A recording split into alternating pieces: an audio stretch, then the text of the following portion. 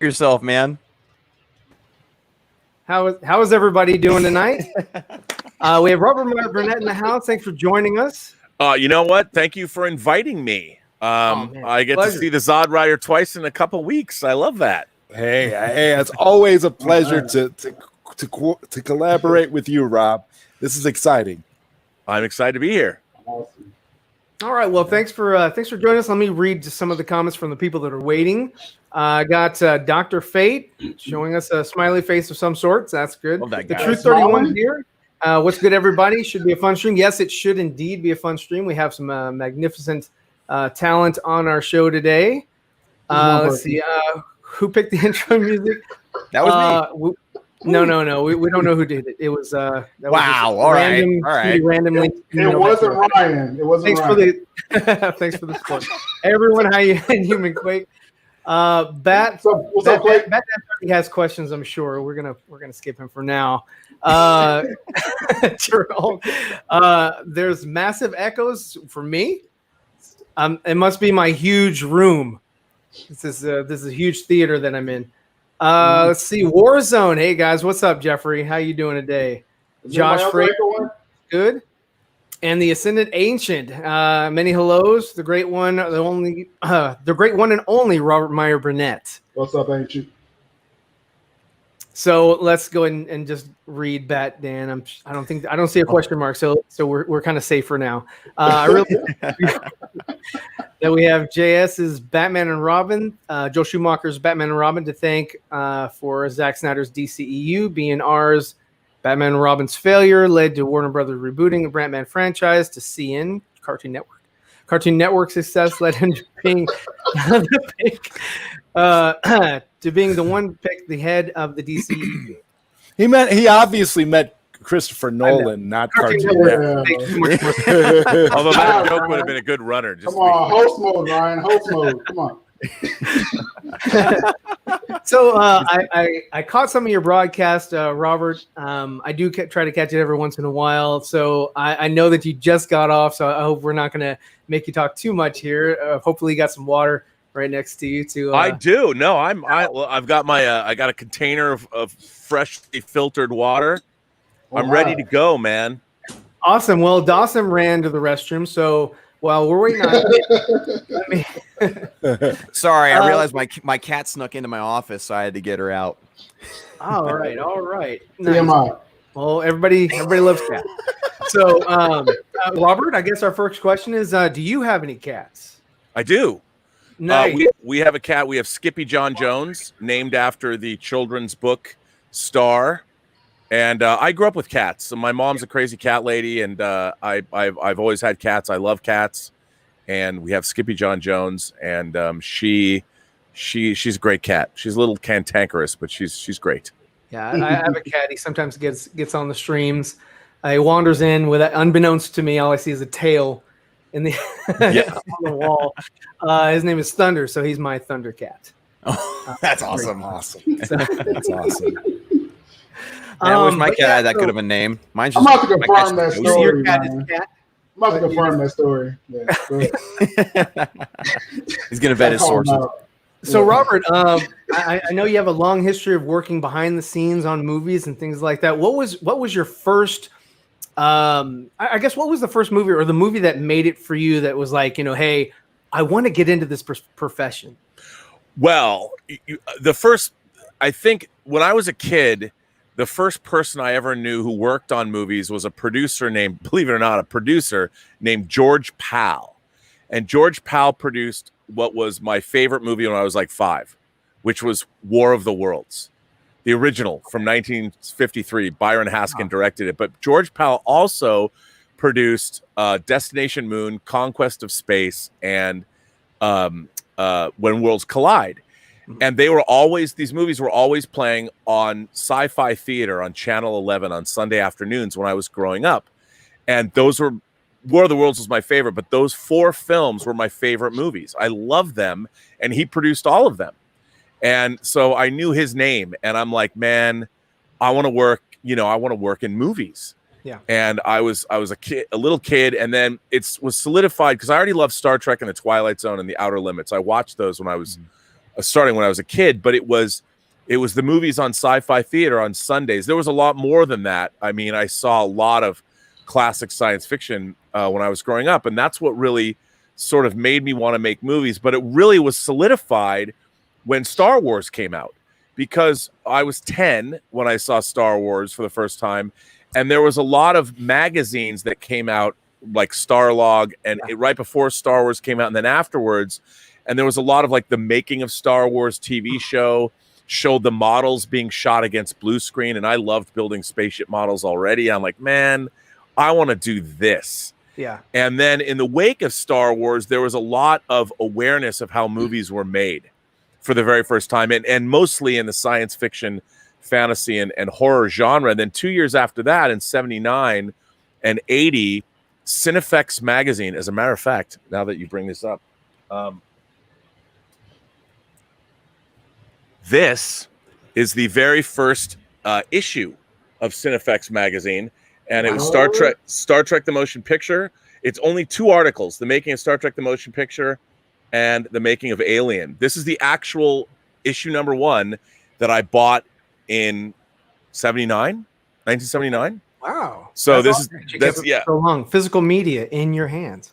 Physical media in my hands. You can actually Cinefex now is all online.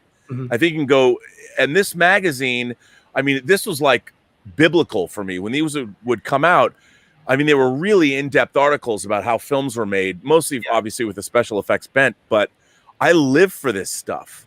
Yeah. And it's funny, I have every issue of this magazine. It's still being published today. And yeah, I used to like Starlog. You mentioned that. And, yeah. I always read the articles for that. And I was always behind the scenes watching the Star Wars as well, because you had Phil Tippett and all them. Yeah, absolutely. Everything in the background, and that to me was more fascinating than the film itself. I appreciated the film, but I loved the behind the scenes. Just to see what kind of work went on and how they achieved certain optical effects. Absolutely. And I think that's what really propelled people back then to come up with great content, because they couldn't just point and click on a computer mouse. They had to actually try something and see if it worked. And if it didn't work, they had to go back and redefine, re-edit, or innovate in order to achieve the look or feel or whatever it was that they were going for. And that made it so much better, because it gave them more, they had to dive into it deeper and really give it more thought than just, we'll fix it in post. Well, also Starlog magazine published a sister magazine called Cinemagic.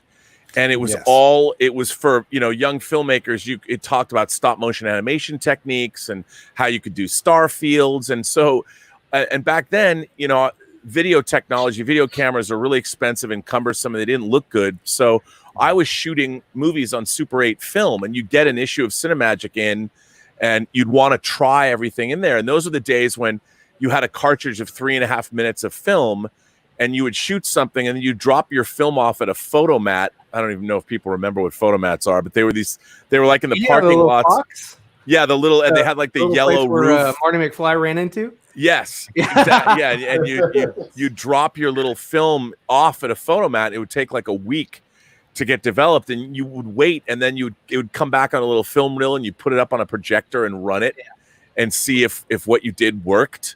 And then I had a little editing machine where you'd literally put the Super 8 film up on it. You'd have a thing and cut the film and tape it together and splice it together.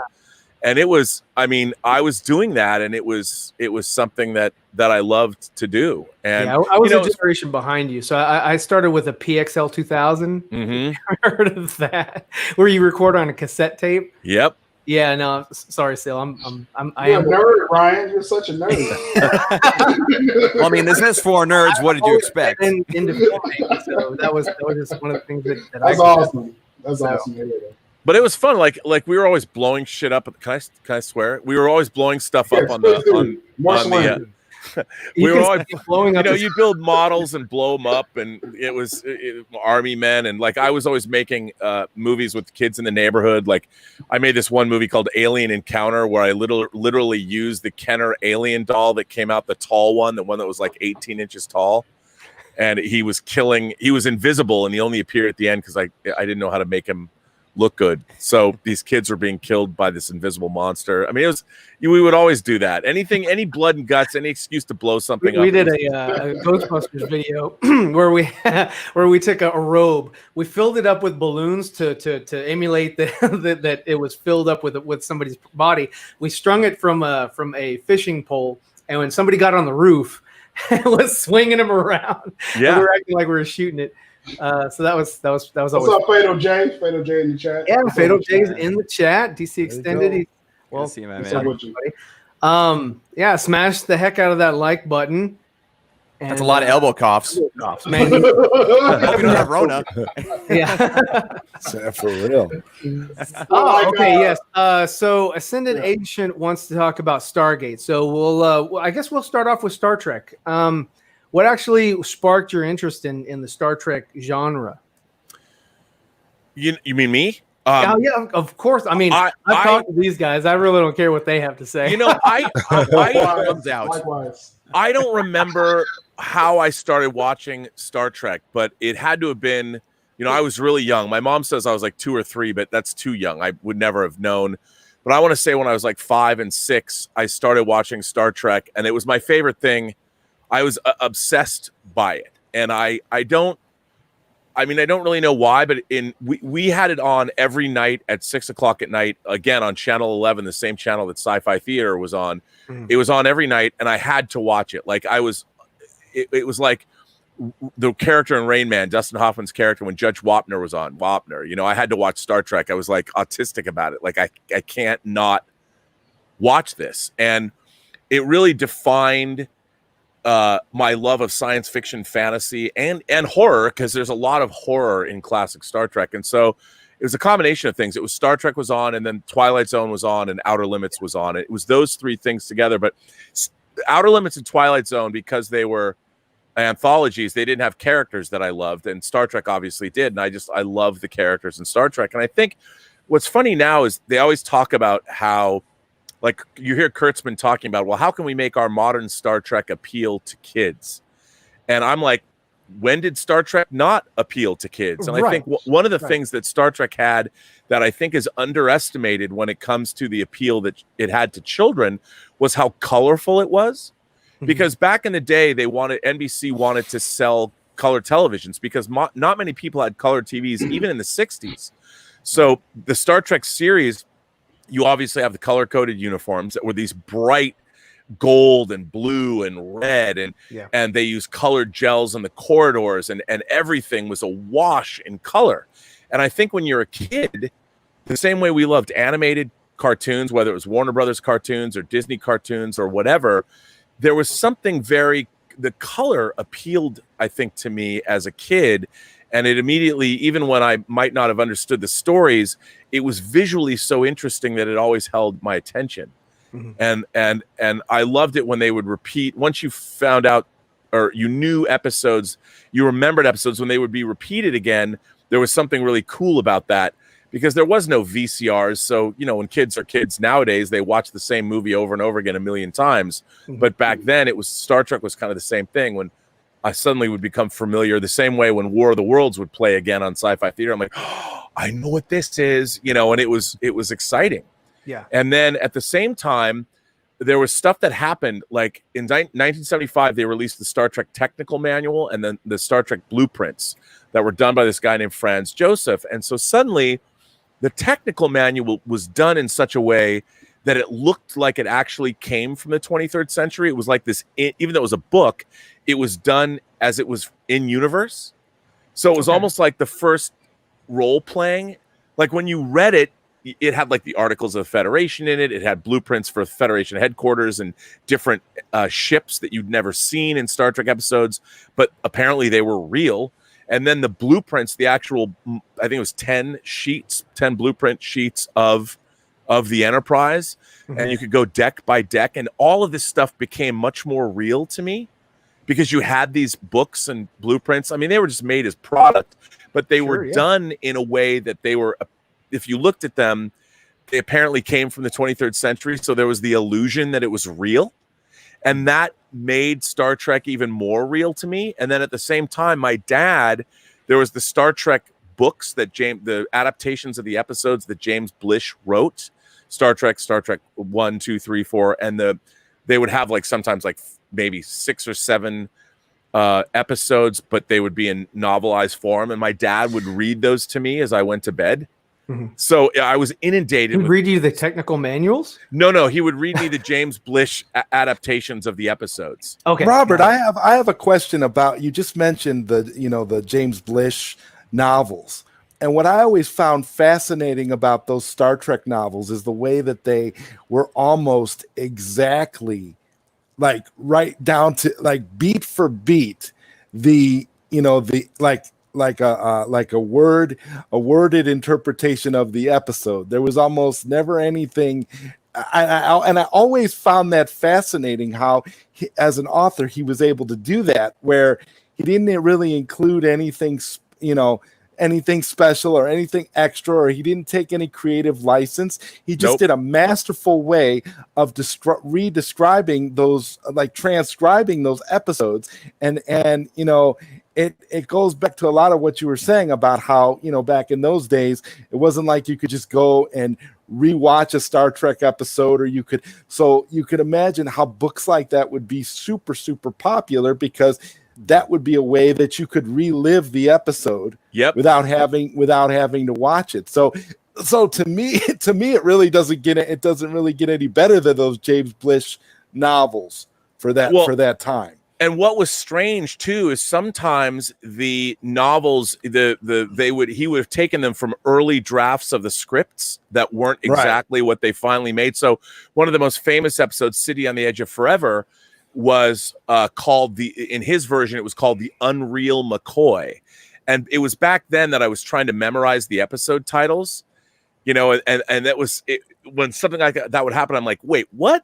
And it would be confusing, and there was nobody to explain this to me because there was no internet, and there was always something frustrating about it. Like, why is this called The Unreal McCoy? And and then they had the Star Trek Concordance came out, and which went through all the episode titles, and the animated series came out in 73 and 74.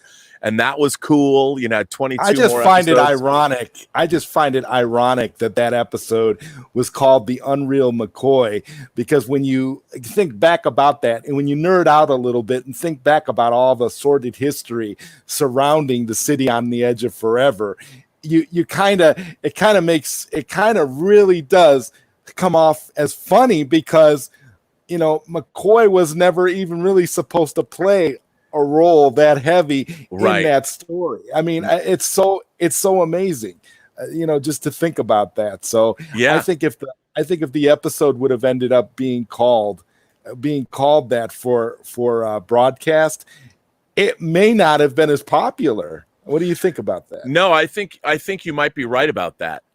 And I also think one of the things about all this is that I had no idea what world building was, or continuity, or any of those things. But Star Trek was the first, for me, it was a multimedia interest. Like, there were the books, and there was the comics, the Gold Key comics, which were insane. I'm like, what is this garbage? It didn't look like anything like the show, but there was still Star Trek comics, so you'd get that. And then Mego started making the action figures, and all of this stuff sort of worked together and marinated in my consciousness. And the other thing that I loved at the same time was Justice League of America comics. And like, I don't really think there was, I don't know if the comic book stores had opened in Seattle. There's one comic book store that's still there called Golden Age Collectibles, but my mom would go to the spindle rack, and because of like the Super Friends cartoon, the original hour-long Super Friends before they introduced, it was still when Wendy and Marvin morning. Yes, that when they were on. I love, because it wasn't even Zan and Jaina, the Wonder Twins, yet. It was Wendy and Marvin and their dog, and they were hour-long episodes. But I loved the Justice League, so my mom would figure out, she'd buy me, once a month she would find a spindle rack and get me the next issue of Justice League. So I was reading the Justice League, which I loved, which made me a complete DC fanboy. And I loved, my favorite thing in the world other than Star Trek was when the Justice League once a year would team up with the Justice Society of America. Right. and they would have the yearly team up, and they would have the little bubbles of all the characters that were involved in this story. Right, on the cover, yeah. Yeah, I live for that. And the first, it was a giant size 100-page reprint, but it was Justice League 114 that had the Gardner Fox stories where the Justice League and Justice Society teamed up against the crime syndicate from Earth 3. Yeah. And those were my absolute favorite. Yeah, we definitely need to see a live action movie of the Earth 3 crime syndicate. I would love to see that. Man. I mean, I don't see why not. I mean, that would be, how epic would that be? To see that would be mind blowing for every. I mean, they had an animated movie, right? Where it was a Crisis on Infinite Earths, I think. It was called Crisis. The animated movie was called on Two Earths. Crisis on Two Earths. Yeah, and so they sort of brought it in. I think, God, what's his name played Owlman? Oh my God, I can't remember his name. But anyway, so I mean, it was a good movie, and it was a nice rendition. I just would love to see them in the live action version. I'd love to see Ultraman, Johnny Quick, all that. I mean, the deluxe, the Frank Morrison story, the Frank Morrison, the Grant. I Morrison always story. love that cover. Grant Morrison. I said Frank Morrison, crazy. I love this, and this was I always thought, like, okay, if they're going to do Justice League movies, they've got to do a Justice League movie when you bring in the crime syndicate, because you think about how you could cast the crime syndicate. You'd have a whole new cast of it would be great. I mean, I've thought, really, if they're going to make viable Justice League movies, they would absolutely have to go in that direction. Mm-hmm. Or even when you meet the Justice Society as well. I mean, they did it obviously on Smallville, and you've seen it happen on the animated shows and the Justice League animated series. But man, to do a live action, just kind of they got a wonky wheel. They need to just really get in, just dive into it, and it feels like for a long time they were like Ryan's saying. I feel like for a long time they were just too afraid to go full in on the idea. They're just like, oh, we'll tiptoe in it, see how it works, and if people like it, then maybe we'll go in that direction. And the fact that they didn't go far into it, people were just like, come on, just do it. It's like, well, it was Watchmen, that whole thing like with Batman, just says, do it. They wouldn't let Batman be on the CW because Batman was in the theater, and they were like, we don't want to confuse the audience because they're stupid. So they're past that. They're past that. Yeah, they're finally kind of past. They're not beyond. They haven't jumped over the line yet. Still. They're talking better at it. They're like, I see the line. It's getting awful close. Okay, to say they showed Batman in Gotham is a sin, because that Batman, that suit, that suit was terrible. That suit was so bad. I don't care. It counts. It's Batman. I don't care. This cowl that I made in my garage is better than the cowl in that show. Moving on. Yeah, exactly. That's what needs to be done at this point. But did we pass the Star Trek question yet? Are we still on Star Trek, sort of? No? We moved into I didn't mean to jump. But we can move anywhere you want still. I was just saying that at the time, it was those things that were all sort of fueling each other. Yeah. And then there was also really significant films that came out at that time that shaped. Jaws came out. Logan's Run came out the year after that, and then Star Wars came out, and then the year after that, Superman the movie, and then Alien. And it was an amazing time, because what people forget, and I'm old, but when people forget this, there was nothing else like those things when they came out. Like, there was nothing previously in all of human history when Star Wars came out. Now we just think Star Wars is ubiquitous. Most people are born into a world where Star Wars existed, but I wasn't. And seeing Star Wars for the first time in the theater was so mind-blowing, because you had never seen a universe portrayed so realistically. I mean, it's funny to say about Star Wars. It was just, seeing it in the theater was mind-blowing. And then after Star Wars came out, I mean, Jaws was mind-blowing too, and Logan's Run was mind-blowing as well. But then after Star Wars came out, seeing Superman the movie was mind-blowing. I mean, the opening of Krypton, when you're seeing Krypton, was obviously, where was Jor-El's green outfit, with the sun logo, or it was so different. And you're looking at this going, this is it was amazing. I mean, it was just, it was incredible. And the Phantom Zone, and Jor-El talking the Kryptonian Council, you're guilty. I mean, these things that came out, and it was mind blowing. It was mind blowing, and at the same time, the Treasury editions of things like Superman versus Spider-Man came out, or Superman versus Muhammad Ali, and there was these just seminal events that seemed to happen all the time. And if you were a fan of this, I mean, I was a kid that loved all of this stuff, and it just seemed like it was ramping up, and it was delivering the goods, and there was never, here's the thing that was totally different. You never ever thought something would suck. Everything that came out was magical. It didn't matter what it was. Right, because it was pioneering the road. It was sort of paving the way. They were, again, same like we were saying with Star Wars, is that, they hadn't done it before. They hadn't done it yet. So it was just the imaginations of people back in that day are different from today, because today kids don't really use their imaginations that much. They don't have toys to play with. They don't use any, they don't have story building techniques like that. They have video games. And they imagine themselves in the video game characters, world or whatever. So they don't have that, I guess I want to say, alone time with just figures and coming up with stories in their mind's eye. Yeah, no, I mean, now look, and also another thing that happened to me when Star Wars came out, I joined the science fiction book club, and I started reading the great canonical works of science fiction, like whether it was Dune or whether it was Childhood's End or Lord of the Rings I had read because of the science fiction book club, or The Sword of Shannara or the Dragon Riders of Pern and Robert Heinlein's Strange in a Strange Land. I mean, I started reading all this stuff, and it was all fueled by all of these things. And to me, you had, and then also the early versions of video games started to come out as well, like the Atari 2600, which was basically just blocks. But all of this stuff was all happening together. Yeah. So it all worked, and so it all worked together. So it wasn't just, I didn't just want movies. A book would be just as important to me. Yeah. And I would get a new book from the science fiction book club, and I would sit down and puzzle over it, and they used to have a series called the Mankins Wars, and that one was like, Alan Dean Foster, you mean? Mm. The Kazin, they were humanoid. The Kazini was in Star Trek. You're talking about Larry Niven, the Known Space series, which was like, that was all that stuff true. The Ring World and all of that. His Known Space series they were in, by the way, the animated Star Trek.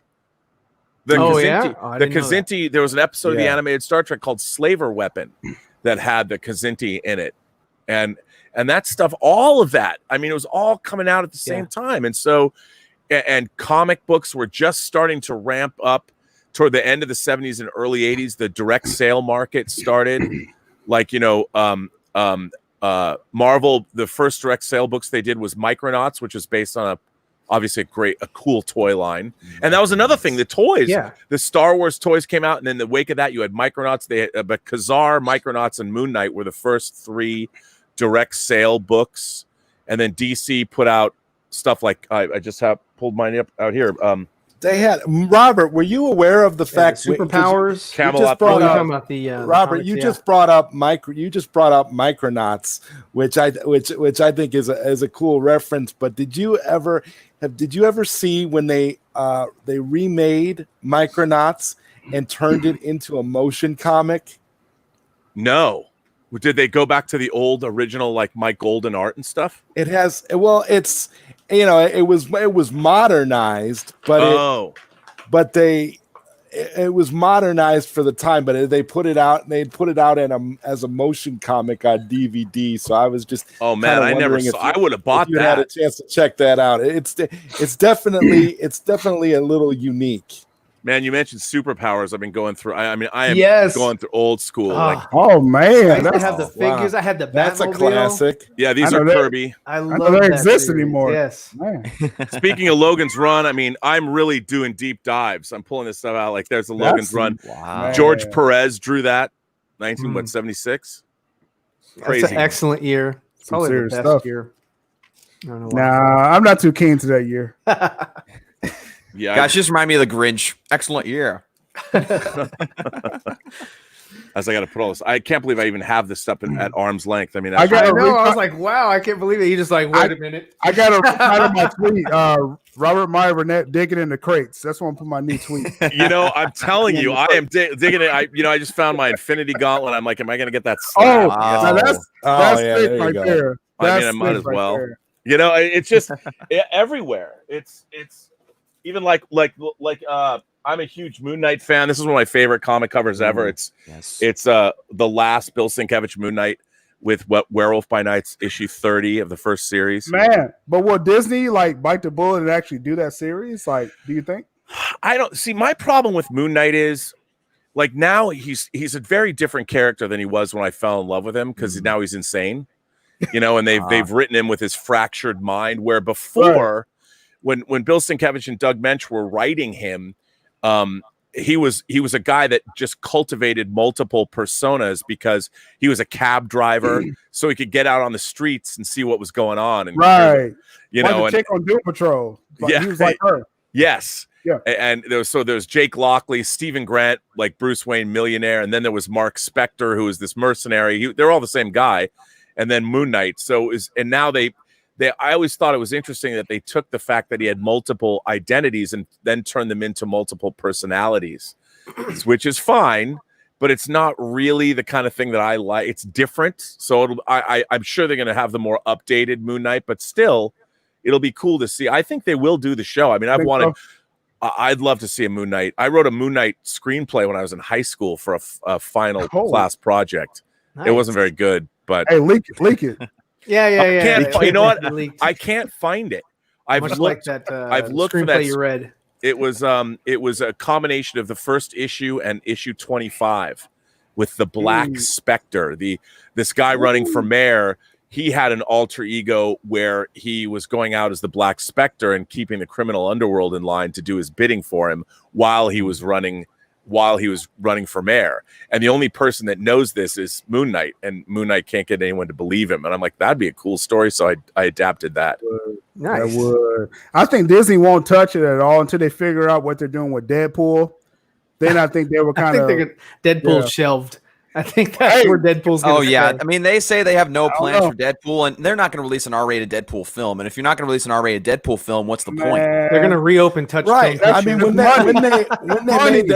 they made their attempt to do Once Upon a Deadpool, and it was I don't know. I would say it was a mild success. What would you say about that, Robert? Would you say it was a mild success? I mean, yeah. I mean, but the thing is, it was all right. I mean, I thought the idea was pretty funny, to go back and use the Princess Bride as a jumping off point. I thought, but the problem is the reason those movies were as successful as they were is because of the very R-rated nature of that character. I mean, they really leaned into that. And I don't think Disney could ever. I mean, I was hoping that they've got 20th Century Studios. They renamed Fox to 20th Century Studios, which what it was originally called back in the 30s. Right. And they would release. They own the Alien franchise. Isn't that horrible? I mean, we're well, it's not their brand. By aliens. Right. Yeah, they're not. It's not their brand. And if what's weird to me too is, Disney had Touchstone Pictures, which would do PG movies, and then they had Hollywood Pictures that would release R-rated movies, and they were doing like Down and Out in Beverly Hills and Ruthless People and those films. And I don't think they have any interest in getting into the R-rated market, even though they acquired all of these. I mean, they own the Die Hard franchise. They've got Aliens. They got Predator. They got so many other. They got so much. Horrible.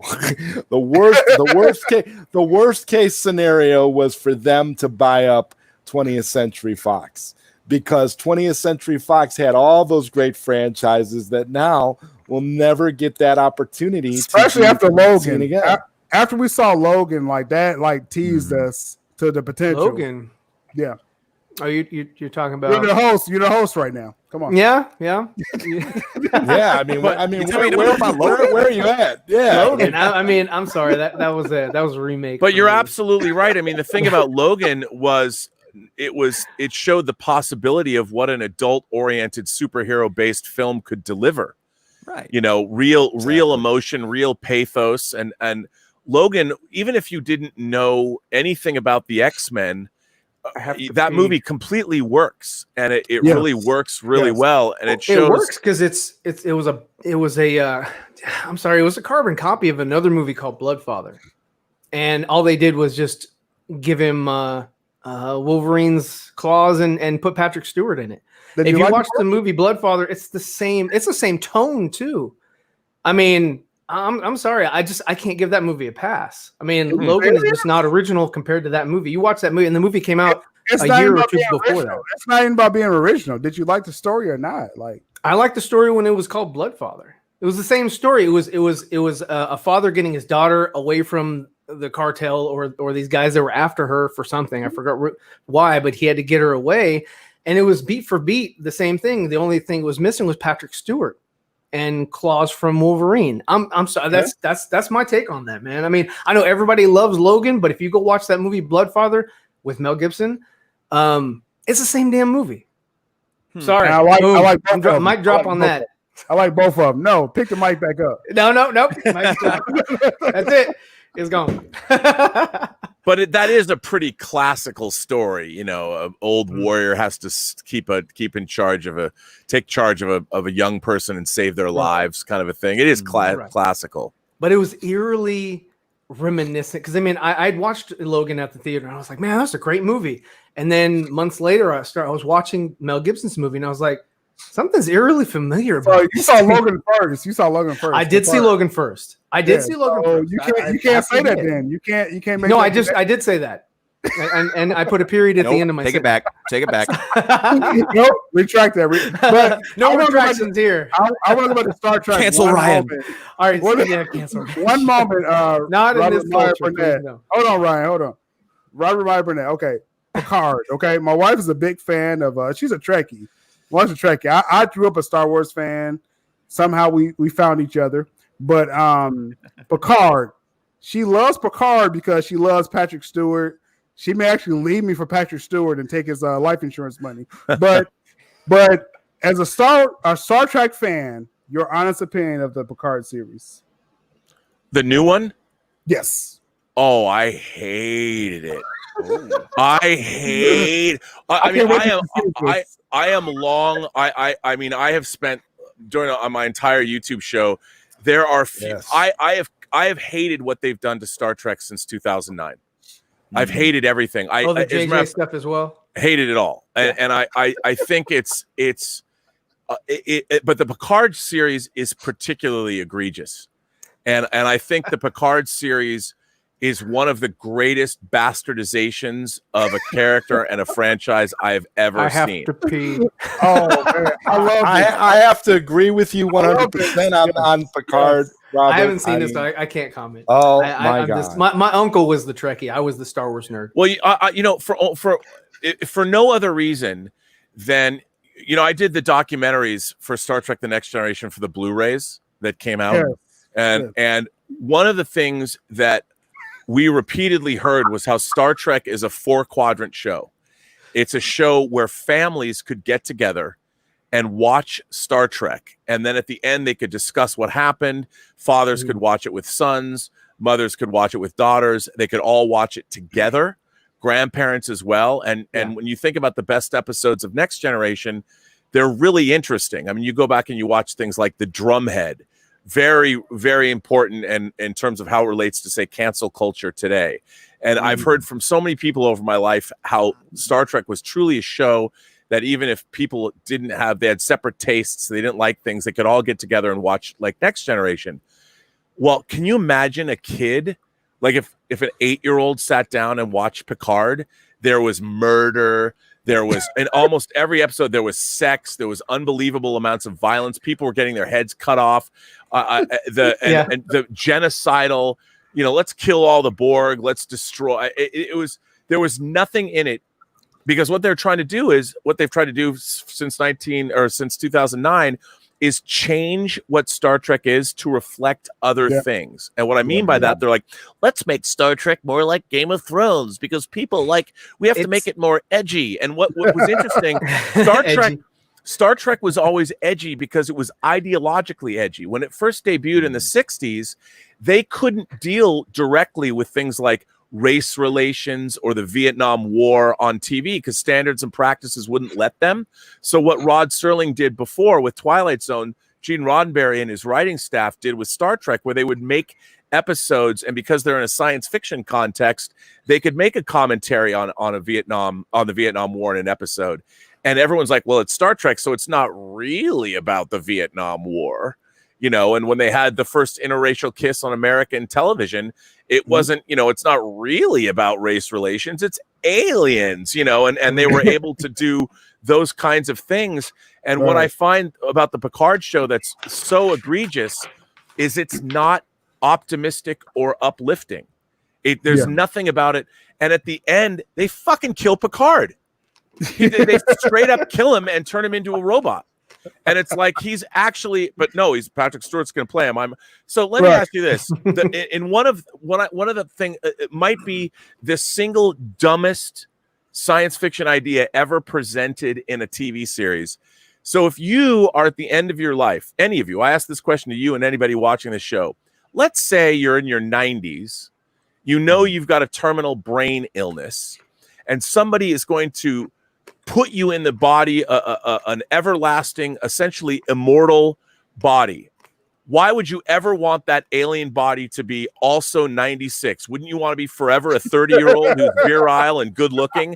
I mean, not only did they kill Picard, but they're like, no, let's put him in the same body that he was in when he was 96. It's like I thought they should have I thought they should have made him they should have made him Tom Hardy at that point. He was in pretty good damn shape. I mean, I wouldn't mind being a Wookiee. But if But I mean, the whole point is like, wouldn't it have been interesting if they recast the role and he's a 30-year-old android, and suddenly that would have been great. I mean, and you're watching this, and I'm like, what? It's kind of like Star Trek. Since you got me going on a rant, has been monumentally stupid since 2009, and I'll give you an example. So in Star Trek 2009, your villain, the Tom, no, that was Insurrection. Your Eric Bana character, Nero, right? Yeah. He has this starship that he goes back. He's pissed off because in his present, Romulus is destroyed. His family is destroyed. He blames Picard. He blames Spock. He blames everybody. Holy crap! I just realized that was Eric Bana. It was Eric Bana. I didn't realize that until now. He goes back in time 80 years. And rather than fly back to Romulus and say, guys, in 80 years, the Hobus star is going to go supernova. It's going to destroy our entire civilization. But now I'm back in time by accident. But we can save all of Romulus. Instead of doing that, he sits there and like wants to avenge himself about an event that won't happen for another 80 years. It's like, did they not have time travel shows when he was growing up on Romulus or wherever? Like the whole idea of like, oh, I've gone back in time. I'm going to go fix the very thing I'm angry about, which is he probably watched Endgame. He probably watched his version of Endgame and realized, oh, you can't change it. I mean, it was so. I'm looking at this going, okay, the question of once you're back in time, you have to deal with it, but they never do. They never do, and he just wants to avenge himself on the very people that haven't even yet caused the very thing he's angry about. And as an astute viewer of science fiction, fantasy, and horror, when your writing is that stupid, it's that dumb, I tune out. I'm like, Kirkman I can't. And Orci are not good writers. No. A lot of their content, and you know, I mean, one of them went off to do Transformers, or both of them. I don't know. I sucked too. That they ruined that franchise. You know, I mean, it's just bad, right? There's unfortunately the same thing. You know, we have a society of just bad writers. Well, they don't read. Yeah. You know, all science fiction is a literary genre, and unless you have read a lot, and it's not just science fiction, but you have to have an understanding of classical storytelling, and you get that from reading. I feel like when I was in film school, all anybody wanted to do was make movies that were like somebody else. Quentin Tarantino hadn't come on the scene yet, but everyone's like, I want to make a movie like Martin Scorsese. I want to make Taxi Driver. I want to go make The Deer Hunter. I want to make this. And I'm like, why don't you want to make something that is unique to you? Like, why do you want to copy? It was because people only had ever watched movies. They hadn't read books. So they didn't have a literary, I mean, all storytelling comes out of a oral and literary tradition. And if you don't understand that, and all you're ever doing is watching movies and television, you're never going to be able to be a great writer because you haven't been reading. You haven't. Right. Been You don't have a reading. good foundation. You can't build on that. I think there's a correlation too with like writers who don't necessarily read a lot as well as viewers who don't read a lot, because nowadays reading is becoming more and more rare. And so when it comes to movies, people want more simpler and simpler storylines. Yeah. And so that kind of creates this, I don't know, it creates this interesting situation where if someone actually writes something that you could tell that they read books, that all of a sudden it's confusing to people and they're just like, oh, well, that was just confusing. I didn't understand. That's a bad film. It's like, well, really good, no. There's a really good documentary out there. I want all the viewers to check it out. It's called Idiocracy, and it's sort of kind of where our society is heading. That, and you can also watch a sister documentary as well. It's called Wall-E, where there's a ship. I was wondering, your deadpan delivery of that was very well done. I mean, that's where we're going. You know, we're going to elect President Camacho in the future. And we're going to be drinking nothing but Gatorade and trying to feed that to the plants.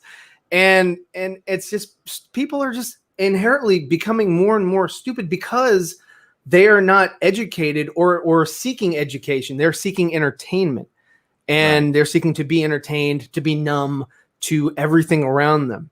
And they're looking for you can't progress. You can't, define something new or create new things if you're stuck, like you said, Robert, making something that is an amendment to someone else's original idea. So also, I mean, science fiction was always very, and I hate to use the word, but it can be conservative on one hand, but it was also very progressive. I mean, I was first introduced to ideas of, say, gender or something in Ursula K. Le Guin's book, The Left Hand of Darkness, that was written in the early 70s. And science fiction would, again, be dealing with very interesting issues that are very pertinent even today. And there were episodes of, like, there's an episode of Star Trek called The Outcast, for instance. It's a Next Generation episode. I think it's season 4. And in it, the Enterprise rolls up to this planet where there basically is there's one gender. And there are certain people in that race that feel an attraction to the male or the female gender. And this character, Soren, falls in love with Riker. And, that's how they're dealing with LGBTQ issues in the allegorical structure of Star Trek. They don't have to deal with these issues directly, but they do it within the prism of a science fiction context. And it was pretty progressive at the time. And a lot of people would say now, well, they actually had a woman playing the role opposite Riker. And so people said, well, it's not that progressive. But look, at the time, if you had one of your main characters falling in love with an actor that's clearly a man, well, that would have gone a little too far for the late 80s, early 90s. So they pushed it as far as they could. But it was a way to deal with and show, and it's got a really chilling ending when she goes through conversion therapy and gets put back into the nice little bottle that her society wants her to be part of, which is genderless, and there's no questioning of that. And that was really chilling and really interesting and thought-provoking. And I just feel that nowadays, I think everyone is so quick to go after people that don't believe the exact same things, and they don't. If you commit a thought crime, you can get canceled by cancel culture in a day. Definitely. We're getting to a point, like I said, it's getting to that, that documentary I keep going back to, Idiocracy. I think Luke Wilson was the one that was narrating or hosting it. So it's very good documentary. Yeah, and I think you bring up a good point about people not being able to like cope with differing opinions. Right. And again, we see that being a major problem in everything, like when it comes to media, when it comes to entertainment, when it comes to, everything, even down to politics. I won't get too, political on this show. Don't want to do that because, just don't want to do that. Exactly. But like, it does create an issue when you aren't able to, maturely take in someone's opinion and then try to understand it and then respond back to them saying, I think I understand you. I think you mean this. And then respond with your own opinion. Society has lost that ability to have a solid conversation in that way. And that's sad. Yeah. And it's no longer okay to disagree about anything.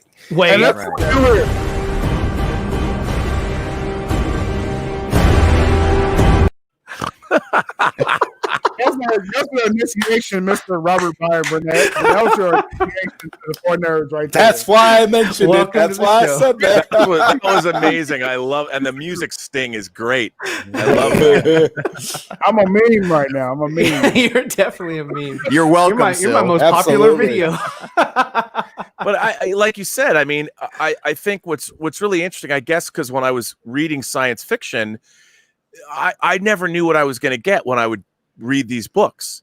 Yeah. And there was all kinds of points of view that you're dealing with. And indeed, when you're reading great space opera where you have alien species that have different points of view or something, you know, and even Star Trek where people were trying to talk to one another and there were differing points of view. And now I feel that we, like you said, we've lost that ability. But not only that, people will gleefully now go after those people that don't have that same point of view. Right. Even people that you know and love. Like I watch a lot of people go after, say, big celebrities who might say something controversial, and suddenly you have these mobs of people going after them and saying, I don't like your work anymore. And I'm like, but if you liked their work, wouldn't you try and understand their point of view? Because they did create whatever it is, that thing that you right. loved. But then that would invoke learning and discerning, and that's unfortunately not the society that we've created.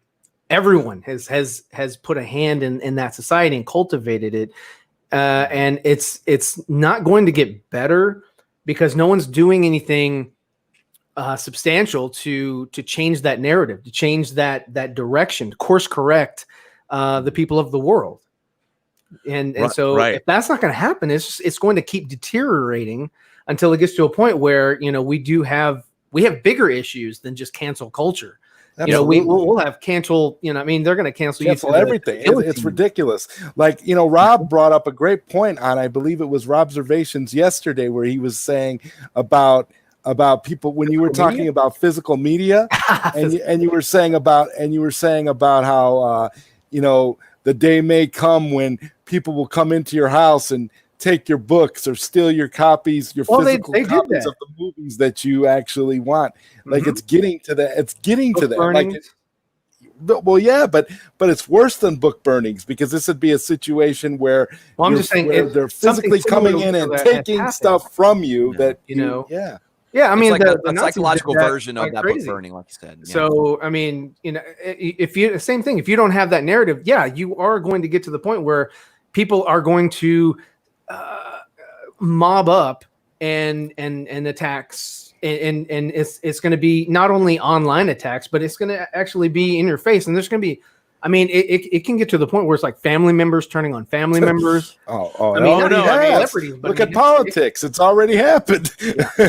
Yeah, and I think, though, that's why I developed, when I was a kid, I liked genre fiction, science fiction, fantasy, and horror, because it would deal with transgressive ideas. And you could read strange books that had weird politics or weird sexuality or weird, all kinds of strange things that you wouldn't normally come into contact with. But when I was reading these things, I would read them and think about them. I wouldn't necessarily have to say that I believed in all of them, because I didn't. But I learned, and it would keep you thinking, and you would constantly turn over certain things in your brain and wonder, like, what does this mean, and how does this work out? And I wonder, because when you see a strange civilization portrayed in the future, like in The Left Hand of Darkness, that deals with gender issues, suddenly you're thinking about these things. Well, now we have these kinds of talking points, and the rights of certain people, whether you're talking about trans rights or something, are definitely a real thing. And what's interesting is these are multifaceted issues that we should be able to examine from all different points of view. But if there's some people that say if you don't believe what I believe, then you're not an ally, and I'm coming for you. Yeah. Exactly. If you're not my friend, you're my enemy. That's terrifying only to a me. Sith deals in absolutes. Everybody's become Anakin Skywalker. Well, no, and we've been seeing it. Like, look, we have time now in our society where there's real change going on, but everyone's always saying to me, well, you know, Rob, I don't really want to talk about politics on your show or whatever. And I'm like, well, let's talk about Captain America, the Winter Soldier.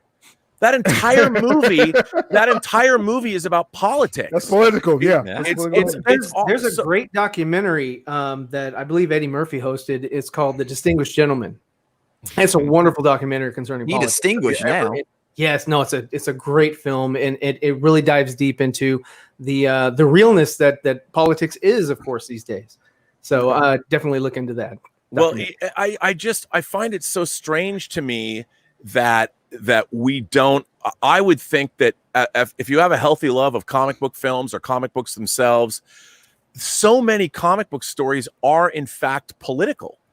And one of my favorite comics when I got back into reading comics in the 80s was Howard Chaykin's American Flag, which was completely a political comic, and it was science fiction, and it dealt with the media, and it was so interesting to me. And you look at these things, and I just don't understand why we now live in a world where people don't want to talk. I mean, I liked science fiction, fantasy, and horror because of political viewpoints. Like you think about like Hellraiser. Have you guys Pinhead? You know the Hellraiser? Yeah. Okay. Well, I love the first Hellraiser movie, and I love the book, The Hellbound Heart, that it was based on. But what's really interesting about the Hellraiser movies is the Cenobites that are coming from hell. They only come when you call them. Like they don't show up just to torment you. You have to open up the lament configuration, the box, and you have to want them to come. And if you see the first movie, Frank Cotton, the main human villain, I mean, the guy's boning his brother's wife because he's so bored. He wants to find the ultimate transcendent experience. So he's doing everything he can. He's completely amoral, and he gets this box, and he literally opens it up because he wants to feel his soul getting torn apart. Like that's what he's looking to have happen. And then the Cenobites show up and do this, and then he escapes from them because he realizes he was wrong for that. But I mean, isn't it interesting that normally we have these monsters that are coming after you for whatever reason, but really the Cenobites are like, nope, you have to want us to show up. And if we do show up, you're probably in over your head. So it's probably stupid that you had these desires in the first place, but too late, we're here to tear your soul apart. And I always thought that was really, those are really interesting concepts in Hellraiser to deal with. The idea of be careful what you wish for, and these are all, very interesting concepts to talk about, and people don't want to hear like for instance, now we have a lot of the what's going on like with Black Lives Matter, and when you start really looking into things like, for instance, when World War II was over and they had the GI Bill, right? That American soldiers could come back, and based on the GI Bill, you could get money, you could go to school, you could. The middle class was really built in the 50s, late 40s and early 50s in America because the GI Bill, right? Well, guess who didn't get any of that?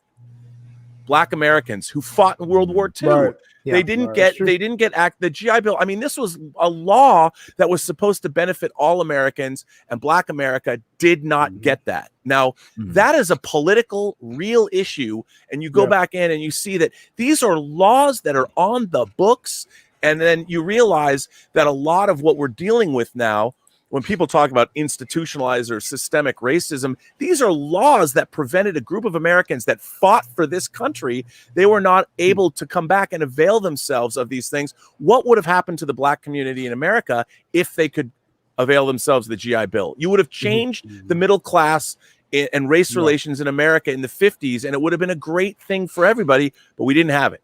Now, Oh, so go ahead. Yeah, I'll say it would have changed history. It would have changed history. It would have changed history. Yeah. And these are things that people would know if they read fucking books.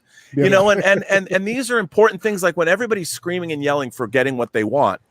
If you know history and you understand why these things happened, then you're able to come out and be an ally to people because you're armed with information. So that's the thing that people are doing now, is that they're trying to erase history, take things down, blot things out. And there's that old saying that everybody should have a shirt that says, if you forget the past, you're doomed to repeat it. Yep. So, and it's so true. Right. Even in your own lives, even in your own circle, if you forget what you've done in the past, you're doomed to repeat it. That doesn't mean dwell on your mistakes. That doesn't mean, have a sign, a billboard in your home that says, hey, remember when learn from it. Did X, Y, and Z. But it just remembers, don't don't blot out your own shortcomings. Learn from them. I Right. totally agree with you guys. And I always thought that being a science fiction fan, first and foremost, that's what great science fiction does. And if you've read a lot of science fiction or watched a lot of the good science fiction films, it makes you think, and you realize you have to take, like nowadays, if you don't agree with somebody like right away, or you have a little, your viewpoint differs a little bit, then people scream and yell at you. And I just didn't grow up that way. I understood. Right. I'm like, okay, well, please explain to me why you believe what you believe, and explain to me where you came up with this conclusion, and maybe I'll tell you where I'm coming from, and let's discuss it. And let's figure out what our common grounds are. Because look, the whole premise of my own YouTube show is that everybody has a story to tell that you haven't heard yet. Exactly. Everybody's coming at, like, I don't know your life. Have an open mind. You got to have an open mind. And now we're at the position on this planet. We live in a science fiction world. We're all carrying around these supercomputers in our pockets. We have immediate access to vast sums of information, the entirety of what humanity has learned. And I just feel like that nobody reads this. You could find out anything on this phone in 2 seconds if you choose to do so, and arm yourself with the right amount of information. And, it's so funny. Now I hear about, like today, you hear these college kids going, well, I'm a Marxist. I'm on a full scholarship, but I believe in Marxism. And I'm like, what? Do you even know what Marxism is? Give me a break. If you're not sharing that scholarship with everybody in your class, you're not a real Marxist. Exactly. And it drives me crazy. And when people tell me that I don't want to talk about politics, I'm like, yeah, but let's talk about the Winter Soldier. Let's talk about surveillance culture. Let's talk about where we're going in the future. That's why the Winter Soldier is a good movie, not just because Steve Rogers is kicking ass with Natasha. It's about something. Yes. Same one that I always. Oh, sorry. I didn't mean to interrupt you. Civil War too. The whole Sokovia Accords. I know it's not as deep as the sort of. Yeah. But one movie, 1984. I'm sorry. I keep interrupting you. I'm so sorry, Robert. No, go ahead. I'm going off. No problem. We want that. Whenever we talk about like politics and like science fiction or like superhero movies, that's why I always go back to Batman v Superman: The Ultimate Edition. And just forewarning, that's my favorite movie of all time. So that's why I always talk about it a lot. And so if the rest of 4Nerds get annoyed by it. You mean Batman v Superman, the Ultimate Edition of that? Yeah. You can't even get the title right, nerdy. I said BVS. Okay, it's fine. Come on, host mode. But anyway, my point. Okay. My point is that whenever I watch it, I see a lot of things that are handled politically wise, especially when it comes to things like with the media. Like if you look at media nowadays, they freak out to everything. They try to put their own narrative and everything, and on both sides, right? Both sides, it always happens. They always put their own spin on things, and it's the same thing you see in Batman v Superman as well as the Dark Knight Returns graphic novel. That's why I love those stories, because it shows you how the world would react to a specific type of being, and it's so true. Yes, with the example of Batman v Superman, the world would absolutely overreact to a Superman being, absolutely 100%. We overreact to things like a tweet. Like a tweet sets the world on fire. Imagine a Superman. That would just obliterate everything. People would go crazy, and that's one of the reasons why I like that. And then you also mentioned living together, massive. Yeah, and you mentioned Winter Soldier. It's a very similar thing. Talking about like preventative, like crime fighting with the whole like the aircraft carrier things. Like, is that moral or not, and different things like that.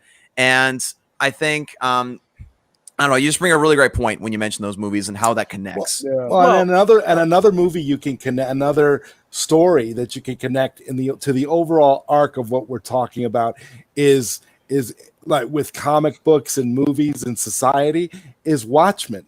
That's another perfect example with the way if Watchmen is done in the way that it's supposed to be done. When you look at the comic book was not something that was designed to make you like those characters at all. No. And it was supposed to give you a level of realism in the deconstruction of those characters and in the deconstruction of the comic book genre as a whole. And I like to look at it like this. I loved the movie Watchmen that Zack Snyder made, but when I look at the story of Watchmen, the comic book story, if the comic was told in a way that was intended by the creator, Alan Moore, you would have had people rioting in the streets after seeing it. Because the idea of Watchmen is not to be liked, it's to hold a mirror up to the genre and equating it with reality. So I'm just like, I was just kind of connecting that to what you guys were talking about. No, well, you know, I loved Man of Steel, and I've been defending my Everybody love hear of that? Everybody hear that? I love Man of Steel, and I've been defending Man of Steel since I saw it, and I keep hearing the same thing that makes my gums bleed. And that is, well, how come, you know, Superman kills Zod in the end and he doesn't care about collateral damage and all these people dying? And I'm like, first of all, one of the reasons I love Man of Steel so much is it's a science fiction film about first contact with an alien civilization. Yes. Okay. And you have the character of Kal-El, Clark, we all know the story, who doesn't know who he is. What? He has no he doesn't know who he is. He in that film, he just discovers, after a long search, he finally discovers his extraterrestrial origins.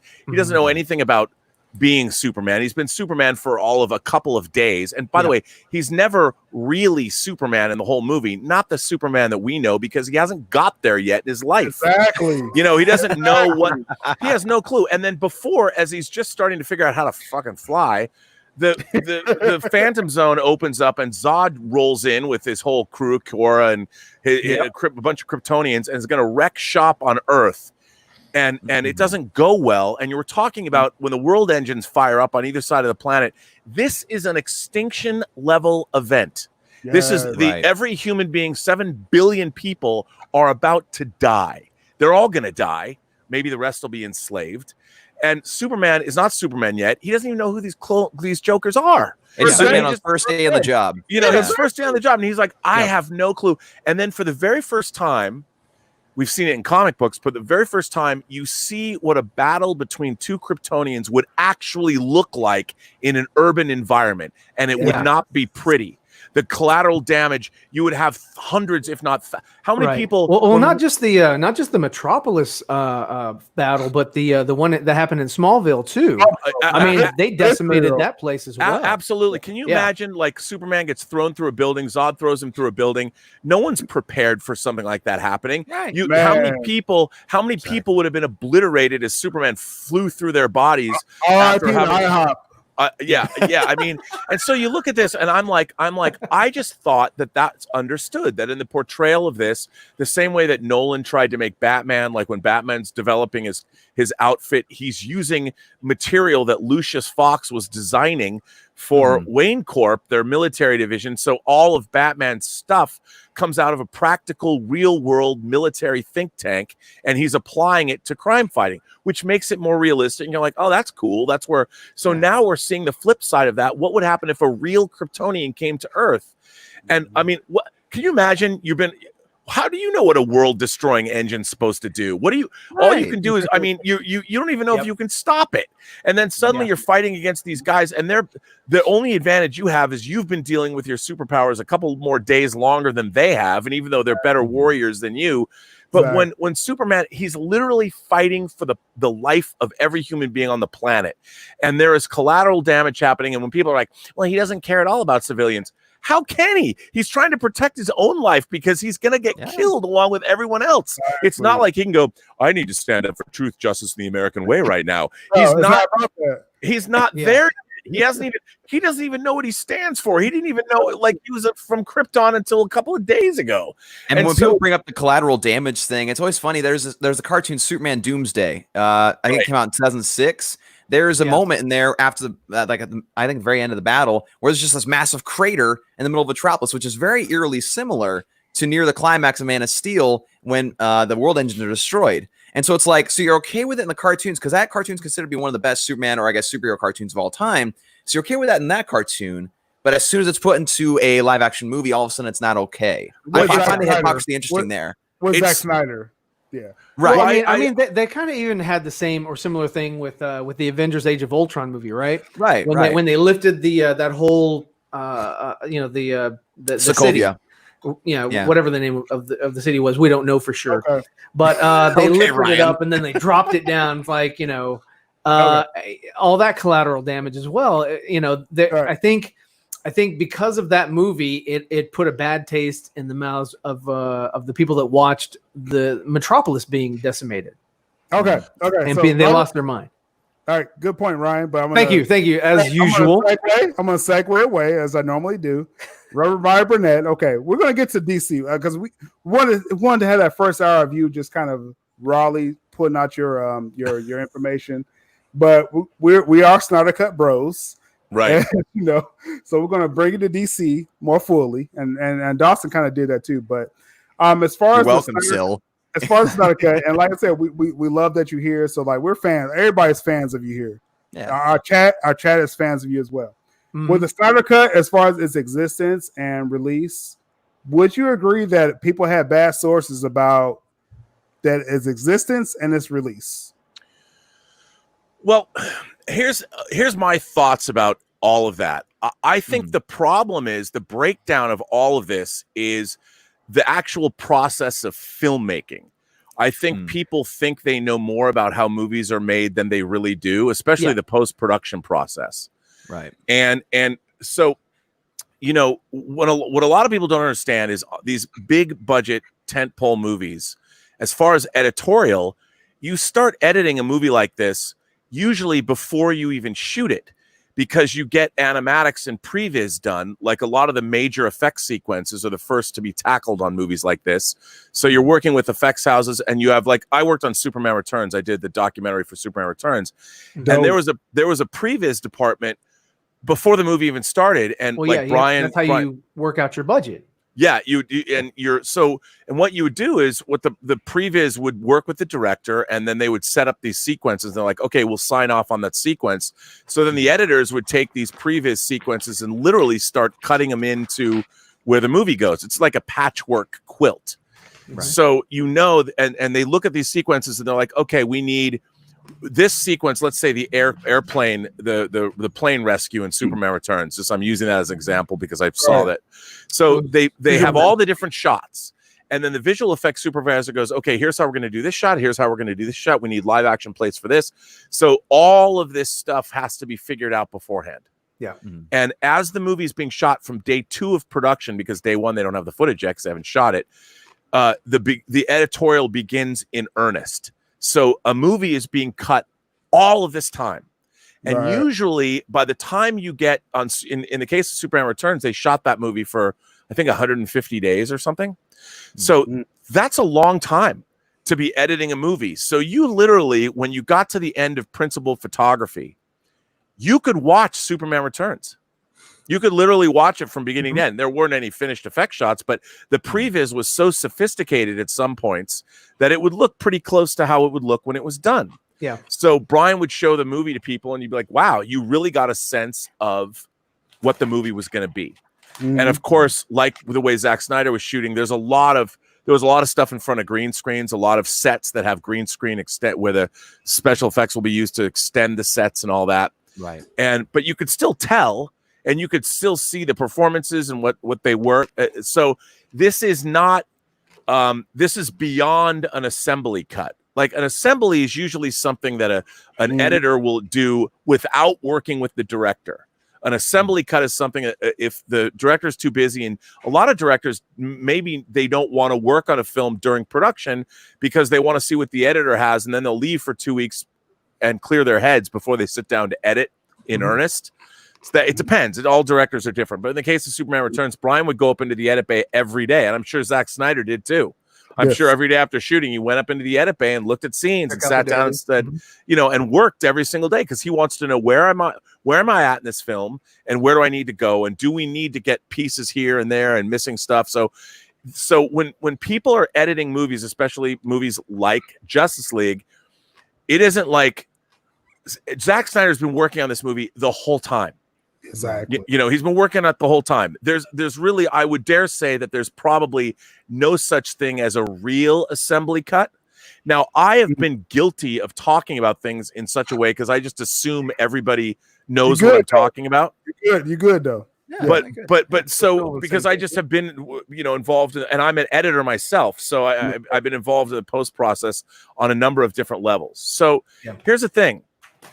by the time they finished principal photography on Zack Snyder's, because he was replaced 4 months after they wrapped. Was that it? Right, because they wrapped in October, right? And then 4 months later they started again. Is that the right timetable? Okay. So around that time.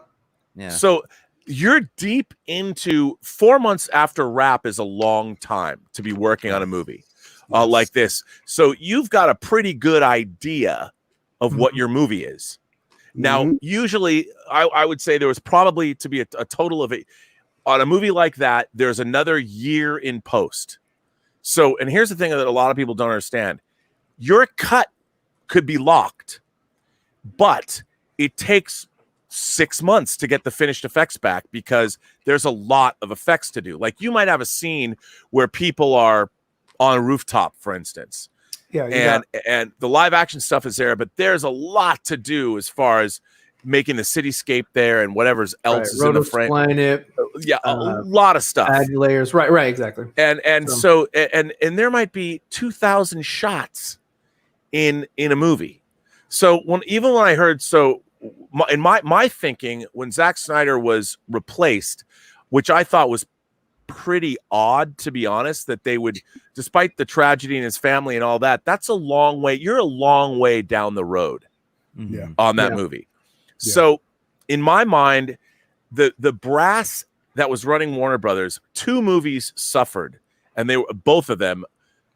Justice League was one, and Suicide Squad was the other. Yes. And you had studio executives that were already trying to compete. They did not understand why the MCU was so successful and how come they're doing so good and how come Man of Steel didn't make $1 billion. And then it was Batman v Superman that I think was the real crux of the problem because they watched a 3-hour movie.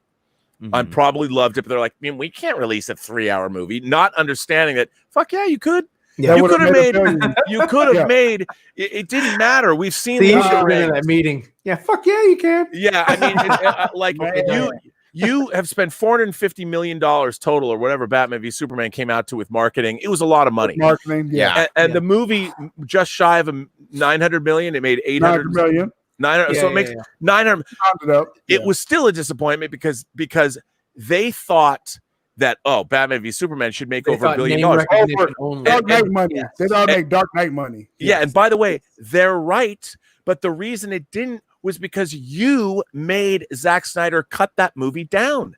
Exactly. You had him. You cut it for time, and at the same time, it was. And also, they did the same thing to David Ayer with Suicide Squad. They hired a trailer company to come in and edit scenes. Yeah, it was worse. Suicide Squad, I couldn't even, it was the only big budget movie I've ever sat through that I almost had to leave because I had a headache because it was so horribly edited. I'm like, what? Okay. And it's the same. It's the same thing. It's the same problem. And all of this was studio politics because all of these were reactions to what was happening over at Marvel. And so the studio brass, everyone's afraid of losing their jobs and all that. You know, what you do is if the studio executives, especially, you would think that Zack Snyder, after 300, after Watchmen, after, maybe not Sucker Punch, but after Man of Steel, that he's made 3 movies with Warner Brothers that are these are sound good films. And while Man of Steel might not have made the kind of money they thought, it certainly was right along the lines in terms of made a lot more money than Captain America, the first Avengers, Thor, or it made a lot more money than those movies. But they have this expectation, wrongly, by the way, because they hadn't earned it yet. Right. They should have made $1 billion. Well, with Batman v Superman, they cut it. You know, like these idiots. If you were to ask one of those studio executives, please explain the nightmare sequence in Batman v Superman. Tell me what's going on there. They wouldn't know what Apocalypse was. They're like, what? What the Omega symbol? I'm like, what is that? So much in that. If you were to have the anti-life equation, what? I mean, all of this stuff was being set up, and if Zack Snyder, and what's so funny, here's the thing that kills me. There's 3 versions of Watchmen. You've got the theatrical cut, the director's cut, and the ultimate edition. So it's not like there's no precedent for multiple versions of Zack Snyder's movies. But the problem is the decisions that the studio executives were making on Batman v Superman were arbitrary. They're sitting there going, well, we can't have a 3-hour movie. Who says? Yeah. Why? You know, I like the comment in the chat, Dr. Faye. I'm sorry, Robert. He said people binge watch shows. Yes. Like, and they can't sit through a 3-hour movie. Like, really? They can't sit through a 3-hour People sit down and eat a bowl of cheese and crackers for 5 hours binge watching Stranger Things. Documentary Wall-E. They make specialized chairs. But people are going to be in. So I do think that, first of all, Zack Snyder's vision of doing 2 Justice League movies was already curtailed. So already what he was wanting to do, from what happened with the Ultimate Cut to then Justice League being turned into one movie, because these executives panic, and of course they never assume responsibility. They want to blame everybody else. Everybody else's fault. Right. And if you are going to interfere with a filmmaker that's already done good work for you, then you have to accept the responsibility for fucking it up. Now, from a and I still am unclear. I mean, I know what happened with Zack Snyder's family, but I completely am unclear as to why they wouldn't just let him go deal with that and then come back at a later date. Yeah, I know it was all about money, and I know it was Kevin Tsujihara and his whole team. Yeah, and they're absolutely. And he came from theme parks. What the hell did he ever know about making movies anyway? And I have to tell you, bring up a good point, have you Robert. rode the roller coasters? Well, I have to tell you, I worked for 2 years. My first job I worked on my first movie, but my first job at Warner Brothers, I worked at Warner Brothers in feature production. Even though I was just a management trainee, I worked for, at the time, Bill Young was the senior vice president of physical production at the studio. So I actually got to watch from the inside how Warner Brothers made about 40 movies for over a 2-year period of time. So I literally worked at the studio, and our post-production was under our department. There was a guy named Fred Talmadge who ran post-production at the time. And I was, of course, always in the department. I was learning as much as I could. So I saw how movies were finished at the studio level. I mean, admittedly, this was 30 years ago, but it hasn't changed that much. But what happened with the film, like you said, there was the AT&T merger and the big money coming in. And again, what they should have done, because work can still continue. You know, I just don't think, I don't care what tragedy befalls a film director will keep working. Exactly. Right. That was just a convenient excuse on the part of the studio. A good example of that was James Gunn, when he was working on his version of Suicide Squad. I saw reports that his dog died and they gave him like a week off to like kind of deal with that. But yet when it was Zack Snyder's daughter committing suicide, they couldn't even give him that courtesy. That really got me going when I heard that. You know what? But you know what they did? They listened to a bunch of stuff they should never listen to, whether, and I hate to say it, but the fan chatter on the internet and all of the and they should have stuck with their director. You stick by your director. And I understand from a business standpoint, there was only one person. They went and got the one person that they could justify to their corporate overlords, which was Joss Whedon. Because Joss Whedon made Avengers and Avengers Age of Ultron that grossed $1.5 billion each. So they went and got him, and they said, we've got to make this movie more like like your Avengers movies. But you can't do that. You can't fit a square peg into a round hole. You can't. Yeah, that's what they tried to do. So all of that stuff was monumentally dumb on a lot of people's parts, especially because you can never be reactionary in Hollywood. You can't, because you've got a bunch of people responding. They're all trying to save their own asses, and nobody's thinking clearly or making good decisions. Yeah, that's why.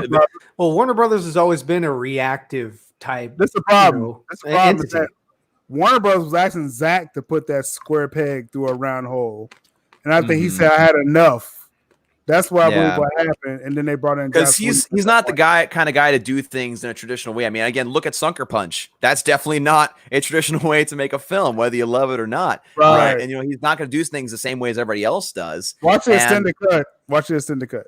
Yeah. And so like when you force a director to try to do something that's against their own nature, it's just not going to work out. And then of course, when you take them out and then have someone else do that, it's just not going to work. And you said it best, Robert, that when you try to fit a square into a circle hole like DC into a Marvel-esque feel, it just doesn't work because Marvel and DC are two very different things. Well, not only that, the narrative that was set up was more adult than the narrative that was set up for Avengers, which was more geared toward general audiences, geared for non-investment in the story, the overarching story. You know, the Thanos story was just, that was something else. But I'm saying individual movies were just popcorn flicks. Is something in your mouth, Ryan? You got something in your mouth right now? Yeah. He bit his lip. My bag of He bit his lip. Okay, let's get back to, as far as its existence. Because a lot of people denied the existence of the Snyder Cut. And, they were told by their sources. But do you believe that people were wrong as far as with their sources saying that it existed? No, because what happens is, all of this stuff just exists as data. And it's all, everything is cut. From what I understand, they were not shot on film. They were all shot digitally. So when you transfer the files, it's not like you have to cut negative. So wherever Zack Snyder was when he left the project was exactly where, there was a cut of the movie you could watch. It had been developed since before they even started shooting. And 4 months after a film wraps, you've got a cut of the film. Like there's something you can really watch. You're getting in finished effect shots. Now here's where I broke. I'm like, they're nowhere near finished. In my mind, I'm like, they're not. There's a cut of the movie. It wasn't finished. I want everybody to know that. Yeah, the effects are, and people are like, it's 90%. You couldn't just put it in a Blu-ray player. No. Even I was like, there's just no. It's not even close to being finished. Right. And there was a lot, but the people that sat down and watched it, you could watch it as a full. Like the first time I saw Return of the King. Dropping a name, I saw it in Peter Jackson's house when we were working on the extended cut special features. But when we saw the Return of the King for the first time, I would say it was a cut, but I would say it was about 20% finished. But you could watch it from beginning to end. And like we came, he showed it to us. We saw it in the screening room. And what did you guys think? And it was still amazing. I'm like, wow, that's going to be amazing. And it was 80% more amazing when we finally saw the finished version. Right. And so in my mind, the Snyder cut, he had his movie. His movie was cut together. It was finished. It wasn't finished in terms of the movie being finished, but in terms of his cut, his vision, whatever that was, it was there. You could see it. And I'll tell you something. I'm sure it was probably 3 hours long. They had a lot of story to cover. Yeah. And he says later he said it was 4 hours long, which they should have released anyway. Who wouldn't have gone with fuck yeah, put that out? Who wouldn't go see a 4 hour? I wanted to see a Justice League movie since I was a kid. But what was they make adult diapers, so it is possible. Yeah. And the thing that really bothered me though, first of all, when I saw Justice League, the finished film, I don't think I hated it. It opens with that just god awful shot of Henry Cavill's face. I'm like, what? How would anybody allow a movie to open with this shot? The whole idea of like we have to bring him back and he can't shave his mustache. I'm like, what the fuck? It was, and the whole movie was. I just was so crushed. And what was interesting to me, I thought to myself when I left, I'm like, half the footage that we saw in the trailers, like with Cyborg's backstory, none of that was in the film. Right. Iris West, I read, wasn't Iris West supposed to be in this movie? Yes. What happened? And when I saw the movie, it was so bad. I'm like, wow, this is a studio completely panicking. Yep. And then they put Joss Whedon into an impossible situation. He took the job because I bet he got paid some fat money. Let me tell you, he probably made a lot of money out of it. But there was no way you can't do the ultimate trying to force a square peg into a round hole was what they tried to do with Justice League. It's a complete travesty. Mm-hmm. Yeah. Agreed. And I think, and again, I don't know Zack Snyder. I've never met Zack Snyder, but when the Snyder Cut business started up, I thought at first, personally, it was a little weird because I'm like from my mind, because the movie got finished. And the thing that I was thinking is that when the movie gets done, the first thing that I was thinking about is from a producer standpoint is you have contracts with people to make a movie. The movie that they were contracted to make is finished. So those contracts are complete. Now, if you were going to make a Snyder cut, you would have to go renegotiate, or you would have to have new contracts made because it's a new movie. It would be a different thing. It's not like it's a recut of even though Zack Snyder was credited on it. Right. I'm sure Joss Whedon had his contract. Whatever the legalese, whatever happened there, it was probably really Zack Snyder having his name on that is the biggest lie in America. Yeah. Oh yeah. Well, they had to. It was contractually. But again, his contract said that, and they can't. I mean, those are all. But it was interesting to me because when I walked out of that movie, I'm like, boy, it would really have been nice because Justice League came out after Suicide Squad, right? Yes. And I was like, okay, clearly between the two movies, clearly the brass at Warner Brothers completely does not know what they're doing. They have their head up their asses. And the fact that they allowed that to happen to Justice League, I'm like, I don't care what Joss Whedon, I don't care what Zack Snyder had created. There's no way it was anywhere near as bad as what I just saw in the theater. Right? I mean, it was, and I'm like, the studio, this is all studio politics. Nobody wants to take the blame for it because they'll lose their jobs. And this was such an example of everything that goes awry at the studio level because you no longer have anybody anymore like the old, like Louis B. Mayer or any of the old great moguls. They were the ones that were making the decisions, but now everyone's beholden to their corporate overlords. And there's the same thing, by the way, as what's happened to Star Wars as well, is that you have Disney as a corporation that expects certain things and we have theme parks. This is what we want. We don't want a movie with all the old characters together. How do you not make a Star Wars movie with Han, Luke, Leia, Lando, Chewie, R2, 3PO? How do you not put them all together in a final mission? And in that final mission, introduce these new characters that will carry the torch. How do you not do that well? Well, I mean, okay, I do disagree with you on that. What? I'm fine. No, I'm sorry. I love Star Wars. I've grown up with it. It's fantastic. It's phenomenal. Whatever. But I didn't need to see them all in one scene. And unfortunately, Carrie's not with us anymore. But I didn't need to see that. What I really wanted was exactly what they did with Frank Oz, Alec Guinness. I disagree, Ryan. You're sucking. Oh no. Oh, play the clip. Roll the clip. I'll play the clip. All right. But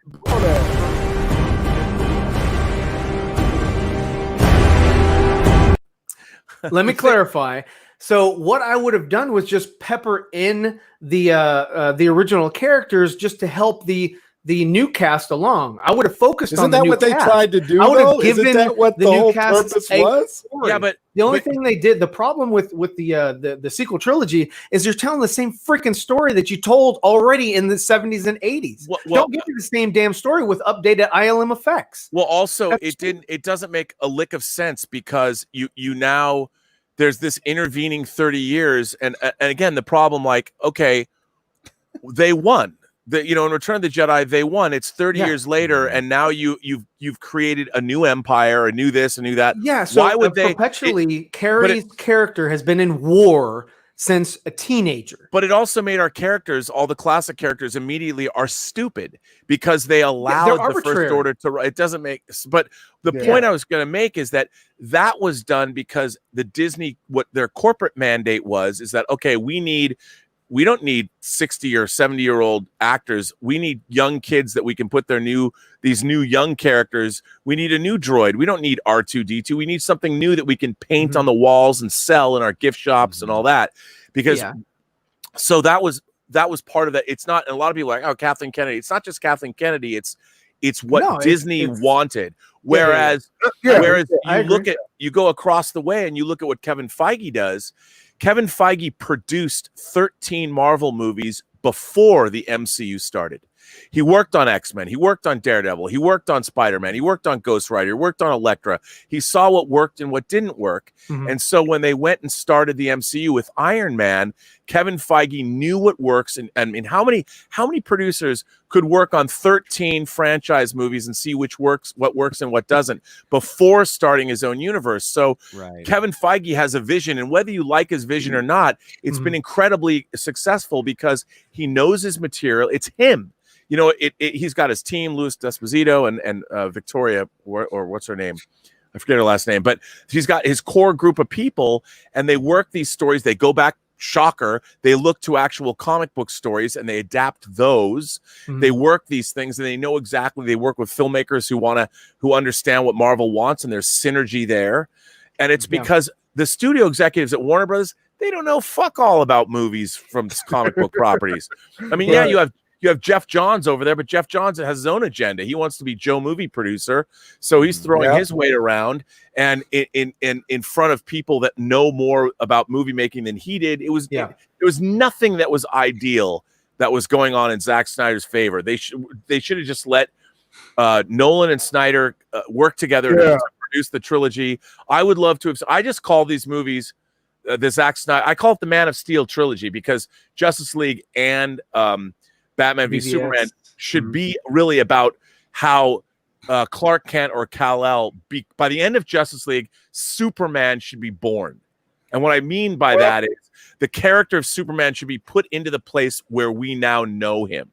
Well, Robert, it was a journey of those 3 movies. I want to say that Zack Snyder's vision was it was a 5-movie arc to get that Superman, that Man of Tomorrow that we were expecting from like Christopher Reeves, like Brandon Routh. So, so it wasn't going to be the end of Justice League. You were not getting that Superman. Yeah, no, but that's what I mean. Like Justice League was going to be 2 parts, and it was curtailed. There should have been a Man of Steel 2 as well. That's what it started out as. It's Man of Steel 2. Then the executives came in and said, "Well, we want, as like you saw in I Am Legend, you saw the poster of Brandon Routh's Superman logo and the Batman logo, on the poster. So they've been wanting that for a while, and they were like, "Hey, you have Man of Steel. All right, Zach, we want this." They fast tracked it. Okay, so They did fast track. We're on the same page with that. We're on the same page with that. Yeah, we actually agree on something. So. That's hilarious. Yeah, so shut up, Ryan. But I still say that I mean the new trilogy, the Star Wars trilogy, is crap. Shut up, and Ryan. it's crap for different reasons. Hold that thought. Okay, so with the Snyder cut, because Robert, I don't want to put you in a bad spot here, but I want to ask you, as far as its existence. Now, if that puts somebody in a bad spot, we could change the subject, but were you being told that the cut did not exist from people that you know? Oh, no. Nobody told me that it didn't exist. And I knew that there was obviously a Snyder cut of the movie. Where I was coming from, I'm like, well, that's never going to happen. It's fallen into a. And you were open about that. And I respect that you talked about it openly. Yeah. I mean, I'm like, fuck that. Because I didn't want to, the way people were putting it to me, it's a done. I'm like, it's not done. There is no, and I would say to people, I'm like, there is no finished Snyder cut. And I was saying, I'll bet you there was 6 months or a year's worth of work. I'm like, there's no way it was near finished. I also said this, and this was coming from the fact that they released a Justice League movie. Mm-hmm. The big problem that I had is that I knew that the studio itself, nobody is going to pay. And I was saying to people, I'm like, you people don't really understand. We're talking tens of millions of dollars that needs to be spent. And I got into it with people on Twitter. And people, I'm like, I saw it, and I'm like, no.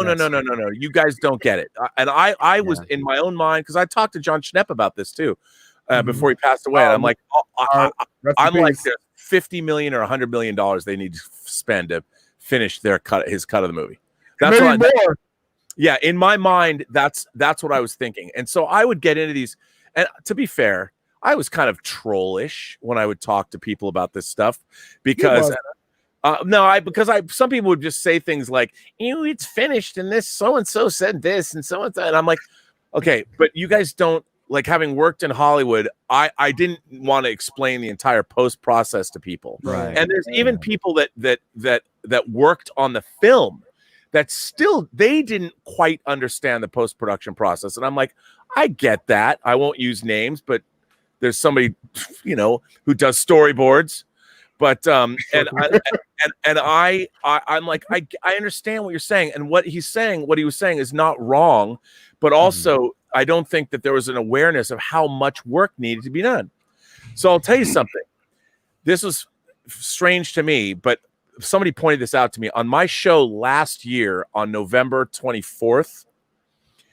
I actually said on my show, I said, you know, now that there's going to be an HBO Max, because the thing I had been saying, the biggest hurdle for a Snyder cut was who would pay for it. You got to renegotiate with the cast. I'm willing to bet that's millions of dollars, maybe even more than $10 million.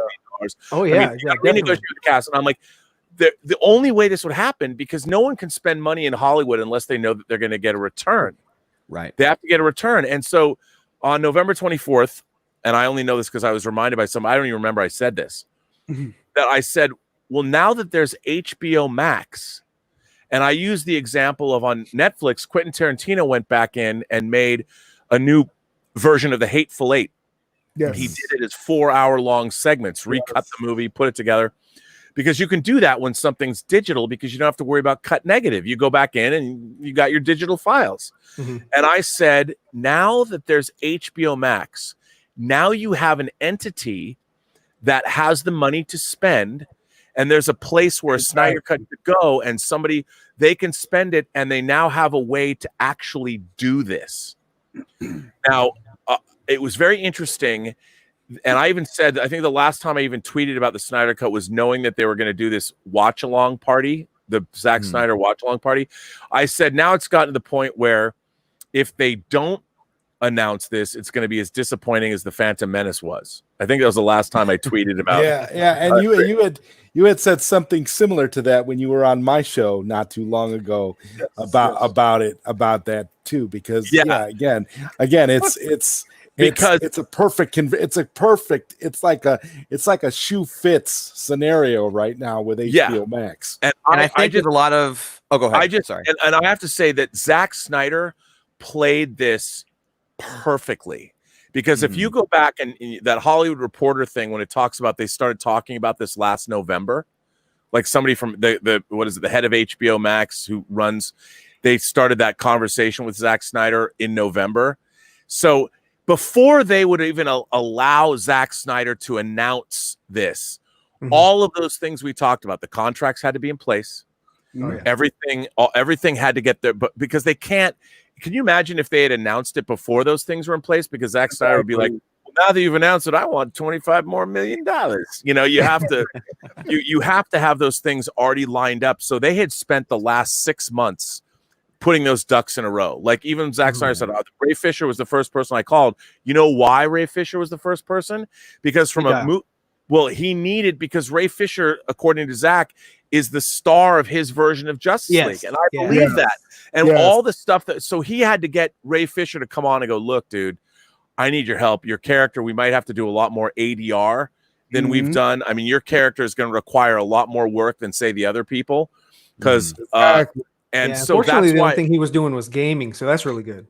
Well, and so when I heard that, I'm like, if you know how production is done, I think I would really love to make. I hope somebody does this, and I'm sure with Zack Snyder they are.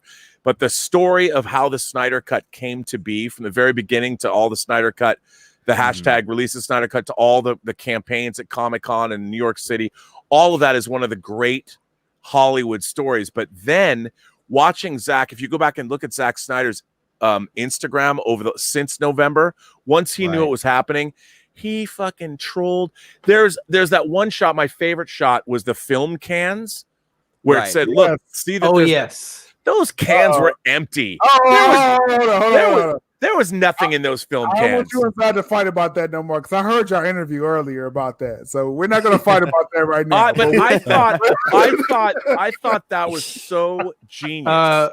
I thought that was so genius when he put that picture out. I'm like, no, just pass. Let's go. Let's move forward. Well, I think Robert, I think you bring up a good point about when it comes to understanding the post-production process, and it goes kind of back to our earlier discussion when it comes to like people understanding how things work, because like a lot of contention that stemmed in this between people in the movement and outside of it was that a lot of people on both sides who didn't really know what they're talking about thought they did, right?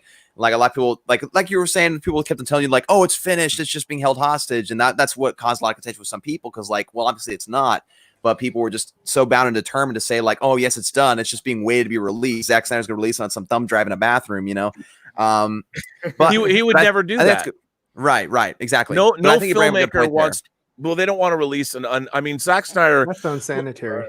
And I also, I also think that of all the people, Zack Snyder, remember, went through releasing 3 different versions. Like he worked with the studio, and they were perfectly happy with releasing 3 different versions of his movie. Warner Home Video certainly enjoyed it. I mean, I love my Ultimate box set. They did the motion comic is in that box set, the extended 3-hour version of the movie with the animated sequences with the Tales of the Black Freighter stuff in there. So Zack Snyder, it's not like he hadn't been through this before. You know, he'd worked with the studio, released, he did it twice. He did it with Batman v Superman as well. He got to release his cut of the movie on I don't know if that's entirely his cut of the movie. I'm hoping that maybe HBO Max, that they'll even add more to Batman v Superman and Man of Steel, and they'll announce that later, because why not? Why not go add in a little bit more connective tissue to all 3 movies and put them on HBO Max? Yeah, I mean, refine it, make it the masterpiece that he wants. You know, yeah, I mean, how dope would that be? He's got the talent, he's got the money, he's got the fans already booked. Yeah, for this thing to come out. To cut off Ryan, because I normally cut off Ryan. So Robert Meyer Burnett, I just want to get it on wax right now that your whole contention with the I don't want to say contention, but as far as the Snyder cut, was that you knew that more money was needed to finish that cut. A lot more money. That's why you doubted it, because it needed more money. Is that correct? That is absolutely correct. Yes. And when these people would say that it's done, I'm like, it's not done, because that's not how movies are made. Like even I knew that there's a reason why the Snyder cut now is not coming out till 2021, because they need another year to finish it. I want people to hear that. I want people to understand that, because we're the Snyder cut fandom. I want them to understand your stance on that. So yeah. I mean, and that's the thing. The 2 things that I think that I want to make clear is, I always believed that Zack Snyder had a cut of the movie you could sit down and watch, because they were deep into post. The problem was the visual effects take a long time, and they weren't anywhere near being finished, because that's why the post-production on a movie takes a year, and they didn't have the year to finish. So they weren't anywhere near finishing that. And then what finally made me realize, when that same guy, the president of HBO Max, he even said, I only wish it was going to cost $30 million. Right. You know, and by the way, he's not lying. I'm willing to bet, when all is said and done, that it's somewhere between 75 and 100 million.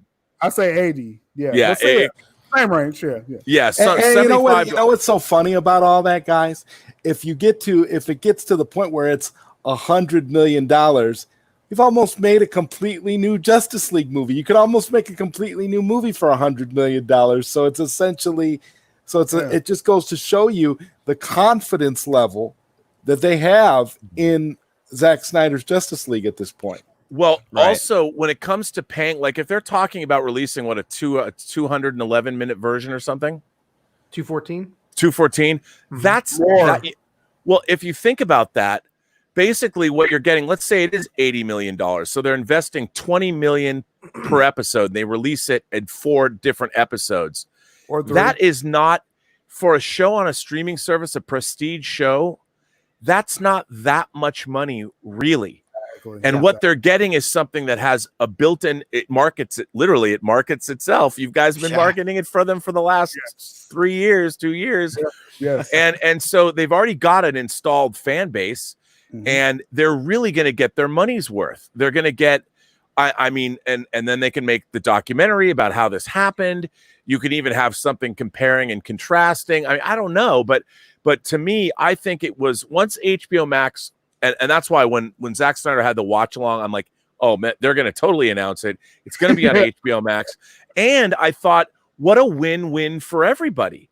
And exactly. I honestly do believe that we're also going to get new versions of Man of Steel and Batman v Superman Dawn of Justice, because I honestly believe this. I could be wrong, but I believe it. And what they're going to do is they're going to add connective tissues in both movies, more so than there already is, to make it more in line with what the Snyder Cut actually winds up being. So kind of like awesome. a super cut of like what they did with the Godfather movies, where they took them and they made it into one like 7.5 hour or 8 hour. The complete epic saga, right? Yeah, There's a longer cut of Man of Steel that exists, but he has not put it out. But that's true. That's true. Yeah, and again, that's on the same thing. They're already on hard drives, so it isn't in the digital world. It's not hard to go do something. When you've cut negative, it's a lot harder because you have to go back into the negative's actually been cut. But with this way, I wouldn't be surprised, and because why not? And they're not going to have to spend millions of dollars. But all this stuff is already open anyway. It's the same effects people. It's the same all this stuff. It's all there. And how exciting would that be? Yeah. And they release it as the whole whatever they're going to call it, the Zack Snyder saga, Superman saga. Man. You know, whatever they're going to, because why wouldn't you do that? Like why wouldn't you? And with Snyder, you know, he's already got precedence. Netflix is doing this with Quentin Tarantino movies. I think they're doing I think he's doing it with Django Unchained, or maybe he's doing it with Inglourious Bastards. I heard he was doing both of those. Yes. Yeah, he might be if he's doing both of those. So I think ultimately it's going to be pretty badass. I mean, at the end of the day, you're getting the Snyder Cut, which is, look, if nothing else, it's going to be better than the Justice League we got. Yeah, it couldn't be any worse. Could not be any worse. So, that's facts right there. But I heard that there's BVS scenes that's on a cutting room floor that Zach could actually reinsert in BVS actually. So more BVS. I believe that too, and it's going to bring in line. It'll make Justice League more resonant, and it'll make BVS more resonant. And I think, and also, you know, with Gal Gadot being successful, people forget Zack Snyder cast her. Right. You know, as Wonder Woman, and you've got to remember and Jason Momoa. Yep. Yeah. And so, you know, when they allowed James Wan, who's a visionary, to come in and make, like, I don't know what you guys think. That was a good choice. I loved Aquaman. I could not believe how goofy fun it was. I'm like, I sat in that theater. I'm like, what am I watching? I can't believe they let him get away with all this goofiness. I loved it. It was a good movie. Yeah. It was very entertaining. The only problem with it was Pitbull. And that final shot, I love that final shot of Aquaman coming out of the water. In my opinion, it's one of the best shots ever in an ending for a superhero movie. Like it really got me really good. It's so like ultimate. It felt like a Ray Harryhausen fantasy film from the 50s. I couldn't. It was just so. I mean, the end battle sequence is so insane. I'm like, I don't know what universe this movie belongs in, but I love this movie, and it was so much fun. And James Wan just completely went for it, and it was awesome.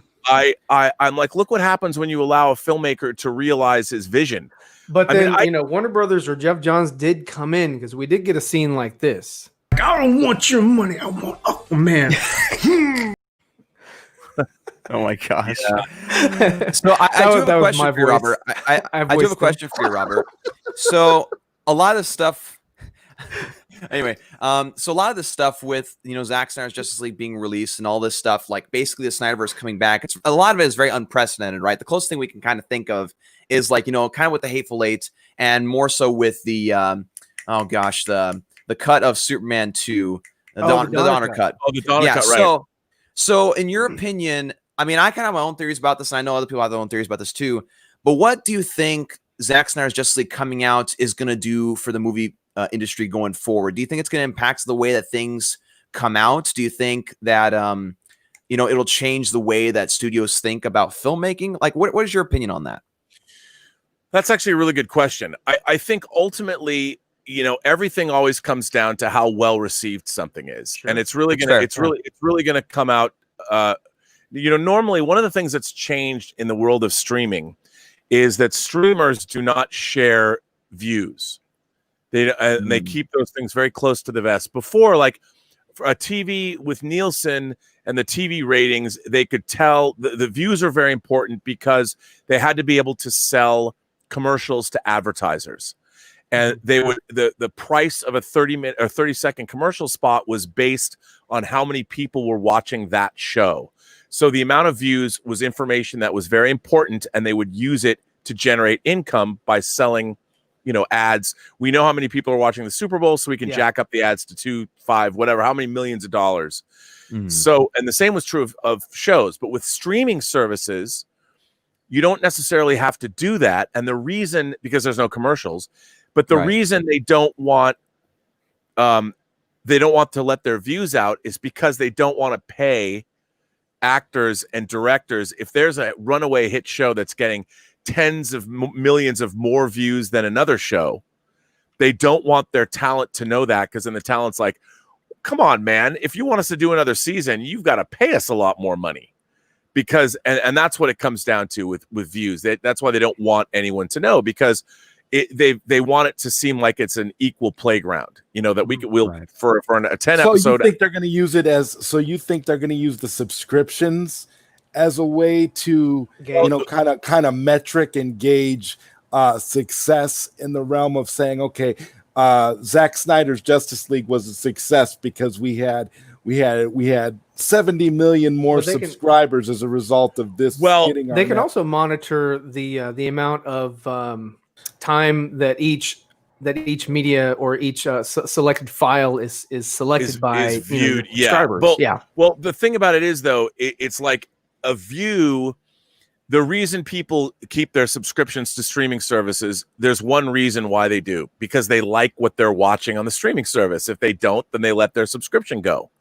So they can look at the shows that people watch. They're like, okay, Zack Snyder's the Snyder Cut of Superman was our most viewed shows the month, or however 2 months, or even in the year. In our year, the Zack Snyder Cut is the most viewed program on our platform. Well, that means that Zack Snyder as a creator then becomes somebody desirable that they want to get back into business with. And they're like, all right, Zack, we gave you 75 or 80 million, let's say 100 million to do the Snyder Cut. What can you do? I mean, you've got your movie Army of the Dead coming out on Netflix, but what could you do if we were to give you another $100 million? Would you do a Batman limited series with Ben Affleck? Would you do that? Oh, yes. Because we maybe we would be interested in that. Now, it'd be interesting to see that sort of information come out this month. Well, yeah, or you're like, Zach, we read that Terminator, Ben Affleck Terminator Batman script. It's really good. We think it should be made. Would you be willing to direct that, or Ben Affleck direct it and you produce it, whatever, based on those numbers? Because what they want is, when you have a show that gets that many views, that's what drives subscriptions. Yeah. And the subscriptions are, how they're making their money. It's people think there's no other revenue. They get subscriptions. They don't play ads during the shows. So. No. So the amount, unless you're Hulu, the most viewed shows. That's why Netflix, for people that don't understand these kinds of things, Netflix in the year of 2019, they paid Warner Brothers $100 million to air Friends just for a year. Yes, just for a year. Think about that. $100 million for a TV show that's what, 25 years old? because how many people were watching Friends on Netflix? It was one of their biggest draws. So they're like, okay, we want to make sure that if we spend $100 million on this, we know that it will drive $1 billion worth of people keep subscribing, or that's 12 months of the subscription, and they offset the money. So we spend $100 million, but it's worth $800 million to us, which is a nice tidy profit. So that's how it all. It's. I mean, this is an oversimplification, but that's how it all works. And if Zack Snyder's Snyder Cut works as well, and remember now the analytics. Every time somebody puts hashtag release the Snyder Cut or talks about the Snyder Cut, they have they have AI that's tracking all of this. Right. All of these information, definitely. all of this stuff can be tracked, and they can see, in the month of January, or when was this announced? In April? Was it in April that May. they announced the Snyder Cut? May. So they know that, okay, in May when this was announced, all of a sudden, look at how much we're talking about it right now on this show. And they can track how much 2 months later. And they can track how all this is, how much this is worth to them. It's all very, very interesting, and it fascinates me. They already says it's a success at this point. So yeah. It's already now. Well, it's kind of like the same thing with the Keaton news, right? Bringing him back for the Flash movie as like, you know, a cameo role or whatever. You know, they wanted to see, you know, well, how does that trend? Is it going to trend? Do people care about that? You know, do I want to invest in that or not? Well, and I think that what a great idea, by the way. I mean, I love the idea of bringing back, whether you do a Flashpoint movie, you bring back Michael Keaton's Batman, then you spin him off and do a Batman Beyond thing. I think that now with Walter Hamada at Warner Brothers, now they have people thinking along those lines, you know, and they didn't before.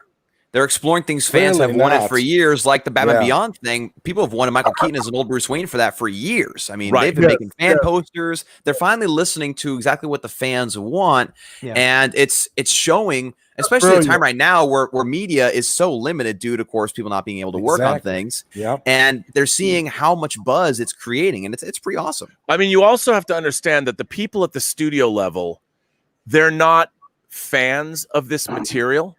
You know, they're Ivy League educated business school executives, and a lot of them, it's hard for fans to understand this, but now it's better when you have people like Kevin Feige in positions of power. I mean, Kevin Feige is also a huge Star Trek fan, but now you have people, especially now Warner Brothers at the studio level, that grew up with this stuff, and they understand how cool something like that would be.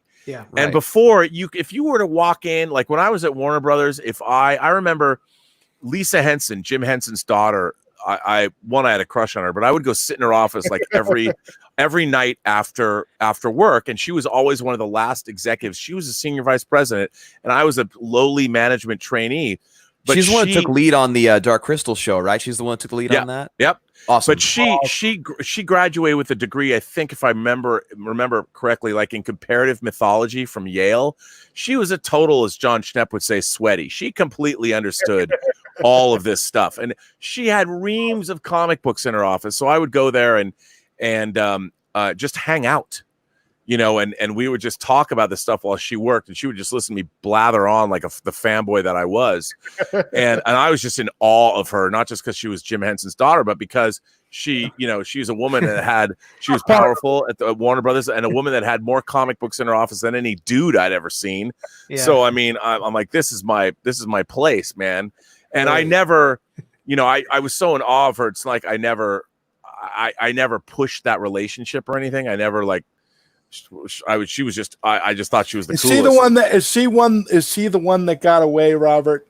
I have to ask. No, but there were people that were convinced that there was hanky panky going on. There never was. Although she did. Hey, wait a minute there. I was. Would you talk about my daughter like that? I was too scared, man. I will say this. She did take me. Maybe I didn't get her signal, but I was younger than her, and I was just a management trainee. She did take me on the night of the Academy Awards to watch the Academy Awards at Amblin, Steven Spielberg's Amblin on the Universal lot. We went to the screen. We went to the screening room and watched. That was the hanky panky Driving Miss Daisy one. I was pretty clueless, so you were. Well. Right. Somebody's gonna tell her about this tomorrow. Robert. You were so saved this clip. Oh my god! And she was a redhead too. She is a redhead. Redheads are my favorite. But redheads, but it was no, but that was a really interesting thing, but there was nobody at Warner Brothers. If you were talking to, I mean, that was the era when Mark Canton and Terry Semel and Bob Daly ran the studio, and Bruce Berman and Mark Canton basically ran what movies were being made. And there was a lot of people, like Bruce Berman was a guy who was a huge Stephen King fan, so there was a lot going on. There was people that knew, but they would never bet. I mean, Batman, an animated show, we're going to turn into a real movie. But now we live in what I like to call the post-geek singularity, 30 years later, all of these things are viable now because we live in a world like yesterday. Yesterday, watching the trailer for The Boys season 2 and The Umbrella Academy, I'm like, I can't believe we live in the world today. Anything is possible. Right. Anything is possible. Seeing a Boys TV show and an Umbrella Academy. Oh, man. Both indie comic books that are now being made into these lavish Amazon and Netflix shows. This is an incredible time. So the idea that somebody would put Michael Keaton in a Batman movie now, why not? Why not? Why not? Exactly. And before there might have been the thinking that, well, we can't allow 30 years ago, if somebody said there is no way we would let anything get in the way of our new Robert Pattinson Batman movie, all of our, no way. But nowadays, people know that we can fans will multitask. We will all roll out and watch. If the Robert Pattinson Batman movie opened the same weekend as the Snyder Cut debuted, both would go through the roof. Yes. It's not like I'm like, man, I went and saw that Pattinson Batman movie and I was just all superheroed out, so I'm not going to watch the Snyder Cut. Like, give me a fucking break. Everybody's going to go and watch the Snyder Cut. Yeah, it's a win-win. I keep saying that movies, because the comic book industry is kind of on a decline as far as like, the relationship between like companies and comic book distributors and everything. And so in my opinion, I think movies are the direction that comic book storylines are going to go. Like with comic books, back in the day and even now, there's multiple different issues and different storylines for the same character coming out at the same time. And now you're starting to transition that into movies, which I think is awesome. And it just makes a whole lot of sense to see that transition. Before you'd have a studio executive going, well, are people going to understand that Michael Keaton's Batman? Like, are people going to get that? Like, I don't understand. I don't know. I completely agree with you. I concur. We're so stupid. Let's keep the universes separate. I mean, it's like, first of all, that whole idea is just so cool that why not have that happen? Why not do that? Exactly. I mean, we're what they're dealing with, or what's different now, I believe, is that the fans of today, we're older now. I mean, this is something that we've grown up with, so we've been sort of conditioned by society to where, we're not, our parents. We can understand that, there's more than one Bond, and there doesn't have to be, a succession. They could be 3 Bonds at once, just as long as they're good stories. Yep. You can give me different scenarios of the same character. Yeah, and that's fine. Yes. Yeah, I mean, and how funny is it? How cool would it be if in the Flashpoint movie, we're introduced to Terry McGinnis? And that'd be awesome. I mean, and you don't have to say. You just set him up. You set the whole idea up and spin it off there. Because look, Batman Beyond is a great. It was a great series. It really worked. And that relationship between Terry McGinnis and Bruce Wayne was great. Right. No, it was a great concept. And it all stemmed from Michael Keaton's Batman, because that's where the Batman, the animated series, came from. It came from the Tim Burton universe. So Ryan, I'm gonna piggyback off you on that. So Robert Meyer Burnett, I believe you have sources. Off again. Okay? I totally believe you have Slingshot engaged. Have you heard anything with the Batman Beyond movie that you can share? No, I haven't heard anything about this stuff other than it's happening. Definitely, you heard it here first, folks. No, I have heard. To be honest, I've heard nothing about a Ben Affleck series. I've heard nothing. No. Batman Beyond. Yeah, but no, I haven't heard anything about any of it. I know nothing. But I will say this. Warner Brothers, and I can only speak to Warner Brothers because I worked there. I used to work at Silver Pictures, Joel Silver's company. And they were going to make a Speed Racer movie in the early 90s, right? There were I read a Green Lantern script that a guy named Alex Zam had written for Jack Black, and I had read a lot of this material. That Speed Racer movie eventually got made 15 years later. Wow. So Warner Brothers is a studio that keeps things in development for a very long time. So it would not surprise me that any of this stuff, like, look, man, I'm a huge New Teen Titans fan. I love Wolfman and Perez's New Teen Titans. Yeah. I was so bummed out when the idea of Batman going up against the Deathstroke, the Terminator, I'm like, that's like a dream movie for me. And Ben Affleck coming off of Argo, I think that part of the reason, again, Warner Brothers is like his film Live by Night, which I think is a great movie. It's not perfect, but after making The Town, after making Gone Baby Gone, and you make Live by Night, you're a respectable filmmaker. Oh yeah, right. And maybe I can't believe, how crazy Hollywood is. Your movie wins Best Picture, then you make Live by Night, and then suddenly you're on the outs. I mean, I know that the reason he was probably driven to drink too much is because Warner Brothers treated him like shit. Exactly. And after he worked on all that and walking away, I would love to see Ben Affleck, because I really like Ben Affleck, and I love his career and what he's done and the movies he's made, and I think he's a great director, and I'd love to see him go on. I mean, can you imagine? Yeah, we'll see. We'll see. I don't know. So Helicopter. That was severely inappropriate. That was severely inappropriate. But I gotta be the one to ask Robert Meyer Burnett if he's heard of Justice Con, which is coming up, and if he would like to join the 4Nerds on Crisis on Infinite Streams. Let's go. Oh, yeah, count me in. Hey, let's do it. Let's do it. There we go. Thank you so much. I had to ask you because this is a big DC fan event that we're a part of at the end of July, and it's going to be 25th. amazing. That's awesome. Count me in. As a matter of fact, I'll even set up by then. I think I should have all of my Justice League Hot Toys figures. Nice. And I even have a 6 scale cyborg figure that I can add, so it looks like I'll have the entire. Hey, it's a Saturday and a Sunday, so you can either day or both. Oh, whatever you want me for it. That'd be fun. All right. So there's so Nicotina out there who was asking about who the 4Nerds guest is going to be for Crisis on Infinite Streams.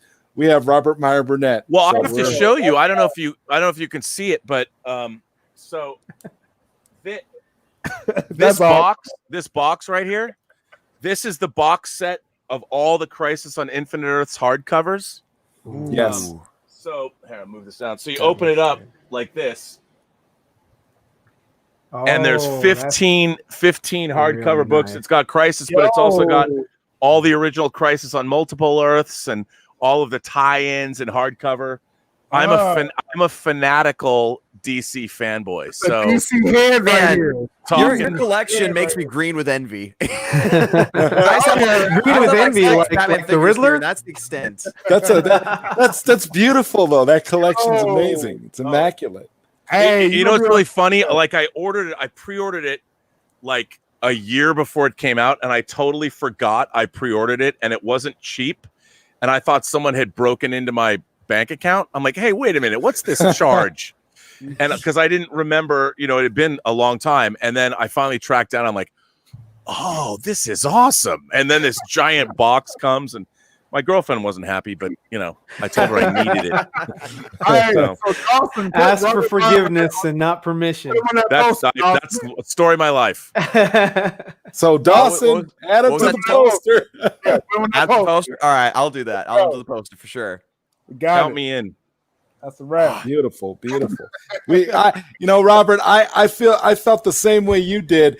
I hadn't ordered that Crisis box set, but I had ordered the Akira box set a year before it came out, and I felt the same way. I've got that right over there. Yeah, that thing is a brick. That Akira box set is, I think it won an Eisner Award for packaging or something. Yeah, it's. I love Akira. As a matter of fact, I don't know if you guys saw on Facebook that somebody made those Akira sneakers. Did you see these? I saw those. I had to order them. Awesome. Yeah, I just got. I got a notice they're shipping them. Back to the Future 2 sneakers when they had those on. Man, I didn't, and I wanted to get. I didn't get. Yeah, the Back I was to the like, Future I sneakers. got. I mean, with the power laces. I wish I got. Yes. Yeah. Yes, they had the power laces. And I wanted to get the Alien fighter shoes too from Aliens. I didn't get those, but those Akira sneakers, I'm like, I got to get those. Even if I don't wear them, I'll put them on my shelf and display them. So Rob, did you get a chance to watch the? Because I know you mentioned it on Twitter about the 4K version of Akira from Japan. Did you get a chance to check it out? I have not watched it yet. Okay. And okay. I've heard, people were writing me and telling me mixed things. Yeah, but I'm a little bit iffy on the transfer overall, but depending on your setup, you might enjoy it a little more. Right. I mean, I love Akira, and I have to watch it. I mean, I haven't watched that yet. Because I've been catching up on stuff, but I can't. A friend of mine, I have to tell you, normally I would just I could order stuff from Amazon Japan, Amazon Germany, Amazon UK. I was always getting stuff from all over the world. Now no one will send it to you. Like they block it.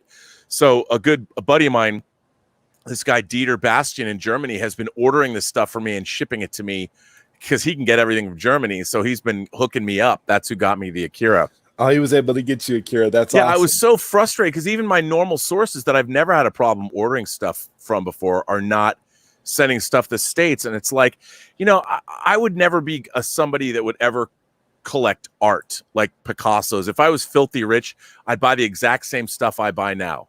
I'm the same way. Movies, books, Hot Toys, Right. figures.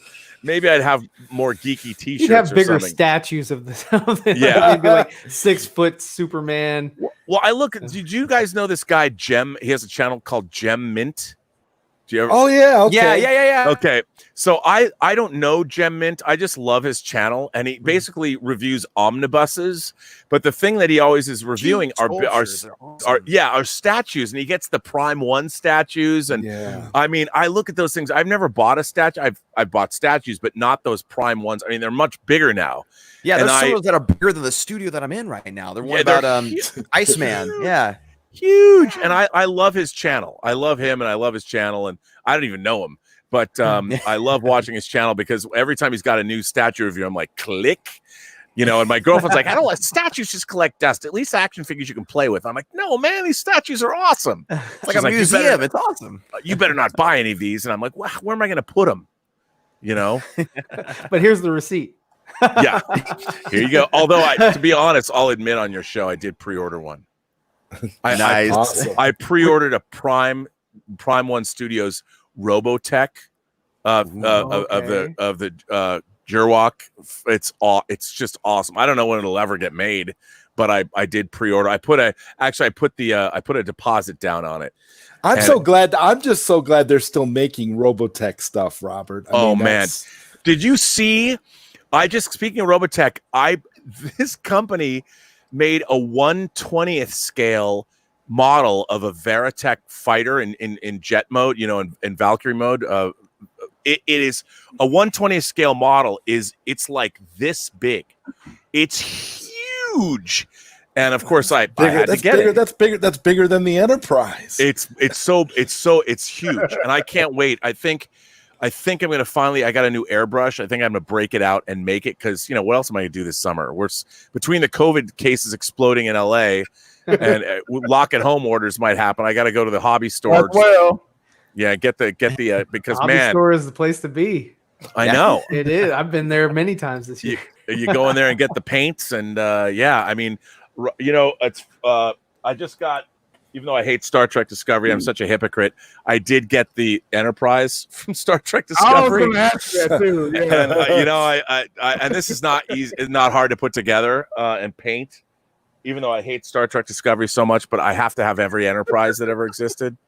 I am a hypocrite, so don't judge. But I can't believe all the stuff that's just because of your love for the Enterprise, though. That really doesn't have anything to do with Discovery. It's true. I mean, even though I still like BB-8.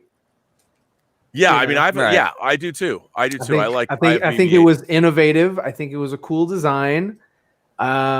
And I'd love to have one rolling around my house, but I agree. Star Wars, yeah. Like I'm not the biggest fan of Christian Bale's Batman, but like I have this, the tumbler bike. I have it's Batman, right? I gotta have it. I love that. I've got the Hot Toys Bat Pod with Selena Kyle's on it from Dark Knight Rises. Yeah, I love that. It's. Although I will admit, most of my collection is Ben Affleck, so I am a little bit of a biased Batman fan, but we'll leave it at that. I've got the Ben Affleck from Mezco Toys. I've got the Superman from Mezco Toys, and then I've got I think I've got the Michael Keaton from Batman '89 from the. Which Are is those Hot the Toys. 1/12 scale figures? Yes, the 1/12 scale. Yeah. Those are so. I pretty much 6 scale, but I do have a few of those. Like I've got a. I don't know if you can see it. I had to get the special edition Moon Knight that's up there. It's the articulation of those figures, though, that's so great. Yeah. I mean, they'll do anything. You can put. I mean, it's fantastic. Yeah. Yeah. Yeah, Mezco, Mafex. Yeah, I love all those guys, even though Mafex is a little bit cheaper, which is why I shop there more. I just can't go down the 12th scale route because I was thinking, I'm like, maybe I'm just going to get all the X-Men. I'm like, no, I can't do it. I can't. Although I still I say that aloud, and I'm like, that would be pretty cool. Still, So, Robert Meyer Burnett, we have you for like 2 hours and 20 minutes. Yeah, I'm sorry. I've just been entertained by all the knowledge. Are you open to more questions or not? Like, yeah. Sorry. Okay. Go to the chat, Ryan. Go to the chat. Okay. From the chat, I want to go back to something the Ascendant Ancient was asking about. He wanted to know about your take on. He wanted just me to ask you in general about Stargate. He said, any of the TV series, but we're going to start off with the Kurt Russell series because I'm sure he's been waiting on that. Okay, I have to tell you, I love the movie. The movie is amazing. I love the movie. I saw the movie in theaters. I love the movie. I have never seen a Stargate episode. Not Stargate Atlantis, not Stargate Universe. SG-1. I've never seen Stargate SG. I've never seen them either. Not one. And it's in the movie. It's just because when they started, I was busy, and it's the thing that people tell me that I would like, and I hear it so much. I've never seen it, but I love the movie. That's great. That's like my family and the show Cobra Kai that was on YouTube. I heard it's good. My whole family just told me over and over again, go watch it, and just turn my brain off to it. So I was like, perfect. Hey, you know what? No. Did you ever watch The Karate Kid? It's a continuation of Karate Kid. Oh, it is. I know. By the way, it's a really good. I'm not talking. No, not the one with Jaden Smith. No, I know what you're talking about. I watch older movies too, man. Pat Come Morita. on. Yeah, from Happy Days. But I'm just saying, like, my family talked about it so much that like turned my brain off to it, kind of like how Robert was talking about. So I understand that. Yeah. Yeah, but Cobra Kai is really good, and it's going to Netflix, so you can catch it easier. Yes. There we go. Right, so Robert Meyer Burnett, who is your favorite Batman? Mine is Bruce Wayne. So go ahead. No, Robert. His, not yours. His. Yeah, shut up, Ryan. I mean, okay. Hashtag shut up, Ryan. I mean, it's a tough one because it's at first I grew up with Adam West and Burt Ward. West. I had the Corgi car, and I've got the Hot Toys Adam West and Burt Ward. Mm-hmm. But I have to say, it's hard because I liked Keaton's Batman, I like Christian Bale, and I really like Ben Affleck. Okay. But I'll tell you what. You're going to say Clooney. No. No. Although I did like Val Kilmer, but I think my favorite scene with Bruce Wayne in any movie ever is the very beginning of BVS. Okay. When he's running into the smoke. I love that sequence. The way that when that movie opened, I couldn't believe ran into the it reminded me of Back to the Future too, sort of like the same scene from a different perspective. It was, and I love that. I thought that was so genius, and the way he played it, how horrible, because the whole movie hinges on the fact that he's seen the future of the Earth, and it is Superman bringing the destruction of the human race down upon. I mean, the way, even the clothes he was wearing, the beautiful bespoke suit he had on, the 3-piece suit, the way he ran, I was like, it tickled my lifelong comic book sensibility. Yeah. I mean, I was looking at this going, and then you're watching the destruction of Metropolis from a different point of view, and from the man on the street. It was like, and it lines up so, it's so well done. It was so, I mean, somebody did a YouTube cut. Oh, they intercut Man of Steel with that. So good. Yeah. And I think that's my favorite of all, because even the Christian Bale, the Christian Bale Bruce Wayne, whenever he went out into the world, he was always playing like, I'm pretending I'm Bruce Wayne. Right. But his Batman voice always drove me nuts. I will always say that. What are you talking about? I don't know what kind of question. Hey. But I mean, I love the Nolan Batman movies, but that Yes. the way Christopher that Nolan. Batman v Superman opens is I was like, this could not have been a more perfect way to open this movie, and I loved that was our first completely introduction. agree. Ben Affleck played Batman without the suit. Like he's the first person to me that played Yeah. Batman without the suit, man. Yeah. Dude was Agreed. That was another thing. Like I was so looking forward to the trailers of Justice League, like the interaction that he was having with like Aquaman. They call it the King's Tide, you know, and it looks. I mean, that stuff is still in there, but You I'm talk to sure. I'm sure that it would be a lot better in Snyder's version, Yes. because it would have been more Absolutely. serious, not as Yes. goofy, and I loved. I mean, I just want to see more of that. What did you think Agreed. about the scene with him and Gal? And she had that throw. Come on, Ryan. and He was out of his bat suit. but it was I like can barely do bat it now. lo- but long johns. that We're talking dialogue, about- though, with Ben Affleck, that dialogue where he's like, I can Uh, barely do it now, but Steppenwolf, this is the job. All right, next Oh my question. gosh. That's Next funny. question. All right. Shoot me in the How face. do you do the bonus feature on Blu-rays? I guess what aspect do you contribute to the behind the scenes or the Blu-ray features, and which one didn't, or which one did you like the most but didn't make the cut? Oh, well, okay. So when I do, like I just finished, I produced a horror film called The Hills Run Red that just came out on Blu-ray. It had never come out on Blu-ray before. It was a Warner Brothers movie. Oh. And so during quarantine, I produced the special features for that. Now, what I did when the movie was originally being made, they didn't pay for any DVD special features. But since I was the producer of the movie, I took my camera with me. So this was back in 2008 when we shot the film. So I shot about 30 hours of material. And there was, on the DVD, I did one featurette because I just wanted it on there. They didn't even pay me. So when Scream Factory was going to release, Shout Factory they got The Hills Run Red. Dave Parker, the director, and I decided to do new special features. So what I did was I had 30 hours of footage that I had shot 12 years ago. So I got to take it all and digitize it. And I created, I think, 10 different featurettes, interview stuff, behind the scenes footage, and cut it all together. And it was a lot of fun. And it was what I would have done 12 years ago if they would have let me. So I just did that, and that came out 2 weeks ago on Blu-ray. So you can get The Hills Run Red.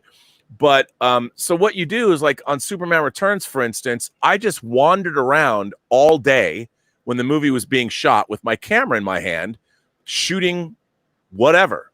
I interviewed people. I talked to people. What's going on? How are you doing? How do you do this? Show me what you're painting. I mean, I just did that all day for a year in Australia. I was in Australia. So I would get up and I would work on the film the same as the rest of the crew. It's just I was pointing the camera at the crew, and I shot about 1,500 hours of material. And then we created the 3-hour documentary Requiem for Krypton, Making Superman Returns. It's on the Blu-ray. Awesome. I would love to go back and remaster that, because What was your favorite aspect of working on Superman Returns? You know what? Just I cannot tell you, for me, who had worked in Hollywood and made movies at that point, how much I learned. I literally could walk into the producer's office at any time of day and ask them what was going on. And I learned more about filmmaking from every aspect. I mean, if somebody said to me, it's probably arrogant to say, but if someone said, Rob, could you direct a $200 million studio movie? I'd say, yes. Yes, I could. Because I was able, I mean, I worked You saw behind the curtain. Yeah. and talked to everybody during the entire production of the film. And, you know, the same was true of Chronicles of Narnia, Lion, the Witch, and the Wardrobe. We were in New Zealand for 14 months on that movie. And then I worked on Lord of the Rings on and off for 3 years. So I was going back and forth to New Zealand. Yeah. And I learned so much about movie making from that perspective. That time will never come around again, because nobody will pay you to go on a movie set and work for a year. I mean, we had budgets that were big enough that I could afford to do that. And the studios, no one pays that kind of money anymore. That's why I've been disappointed. Lately there's not a whole lot of great special features, but maybe it'll come back with streaming, but they'll never spend the money. I mean, I would love to go back and do when they put Superman Returns, I always wanted to. I mean, Brian has his own problems, but I was thinking, I could go back and do like with the Mandalorian, the making of. I could do like 12 hours of making ofs of Superman Returns that they could just throw up on HBO Max. That'll always be there for the movie. Well, that would be an expanded version. They didn't even let us finish that documentary in high definition, and I'd go back and redo it all because I still have all the footage. Oh wow! The fact that Disney Plus is doing that Mandalorian like behind the scenes feature, it's possible. I know they can still do more with that. Yeah, I know, and I wouldn't charge very much to do it. I mean, I would do it like the Hills Run Red special features. I just did it here where I'm sitting right now because I've got my whole editorial system here. You can't see it. I think they're still open to doing that. Yeah. I mean, and you could do it. You could create programming for them for a long time. It would last. You could do 8 hours, or it would be. Yeah. And it would be. Behind the scenes is just as intriguing as the film itself, if not more. Right. And the way we shot, like I don't know if you remember this, but we did these Brian's journals that were released on the internet, and the way I shot everybody on Superman Returns is that all these behind the scenes people, like the production designer Guy Dias, he was a character. So I was filming everybody, and there's like these ongoing through lines about all the different characters that were making this movie. Gil Adler, the producer, and it was just so much fun to do. And wasn't it true though that those special features, those internet diaries that you were talking about, those were only available on that 2-disc Walmart special version of Superman Returns? You know what? They're only available. Hang on. It's I can't believe I have all this stuff. I don't know why I have it at my fingertips today. This is the only version. I have that Blu-ray box that's on those. Okay. Yeah, it's on those. And there's two on this box set that we actually didn't release on the internet. And one of them, it was pretty funny. So one day, Frank Darabont came to visit the set of Superman Returns, and we thought it would be funny if we did a blog where we pretended that Frank Darabont, Brian had been fired because the costume reveal was so controversial. So Brian had been fired, and Frank Darabont was coming to replace Brian as the director. And so I just took, and this was Brian's idea. And so I took Frank Darabont around and I introduced him to Kate Bosworth. And he tells her this totally deadpan. We didn't tell Kate Bosworth it was a joke. And so we went around and Adam Robitel, who was editing this stuff, I was shooting it and Adam was editing it. Adam Robitel's gone on to direct Escape Room. He just finished Escape Room 2 and The Taking of Deborah Logan. So when we finished the blog, everybody was excited about it, and we were going to release it. And Brian's like, you know what? People are going to think I really was fired. And I'm like, you're probably right. And so we didn't release it, and we released a much cut down version of it that's on this disc. It's not as good as the one we finished because the one we finished really seemed like he really got fired. But yeah, there's a lot of great special features on that set. So that was a good point. But I could swear I thought I remembered him on the 2-disc DVD edition, but I don't have that edition anymore. So well, you know what? I don't know. I never knew it was on the DVD edition. So maybe it is. Don't quote me. I'm not sure actually. So, Robert, quick random thing. This is very random, actually. Has anyone ever told you that your voice sounds like the voice actor for Archer? No. No. Does anyone else notice never this? Have.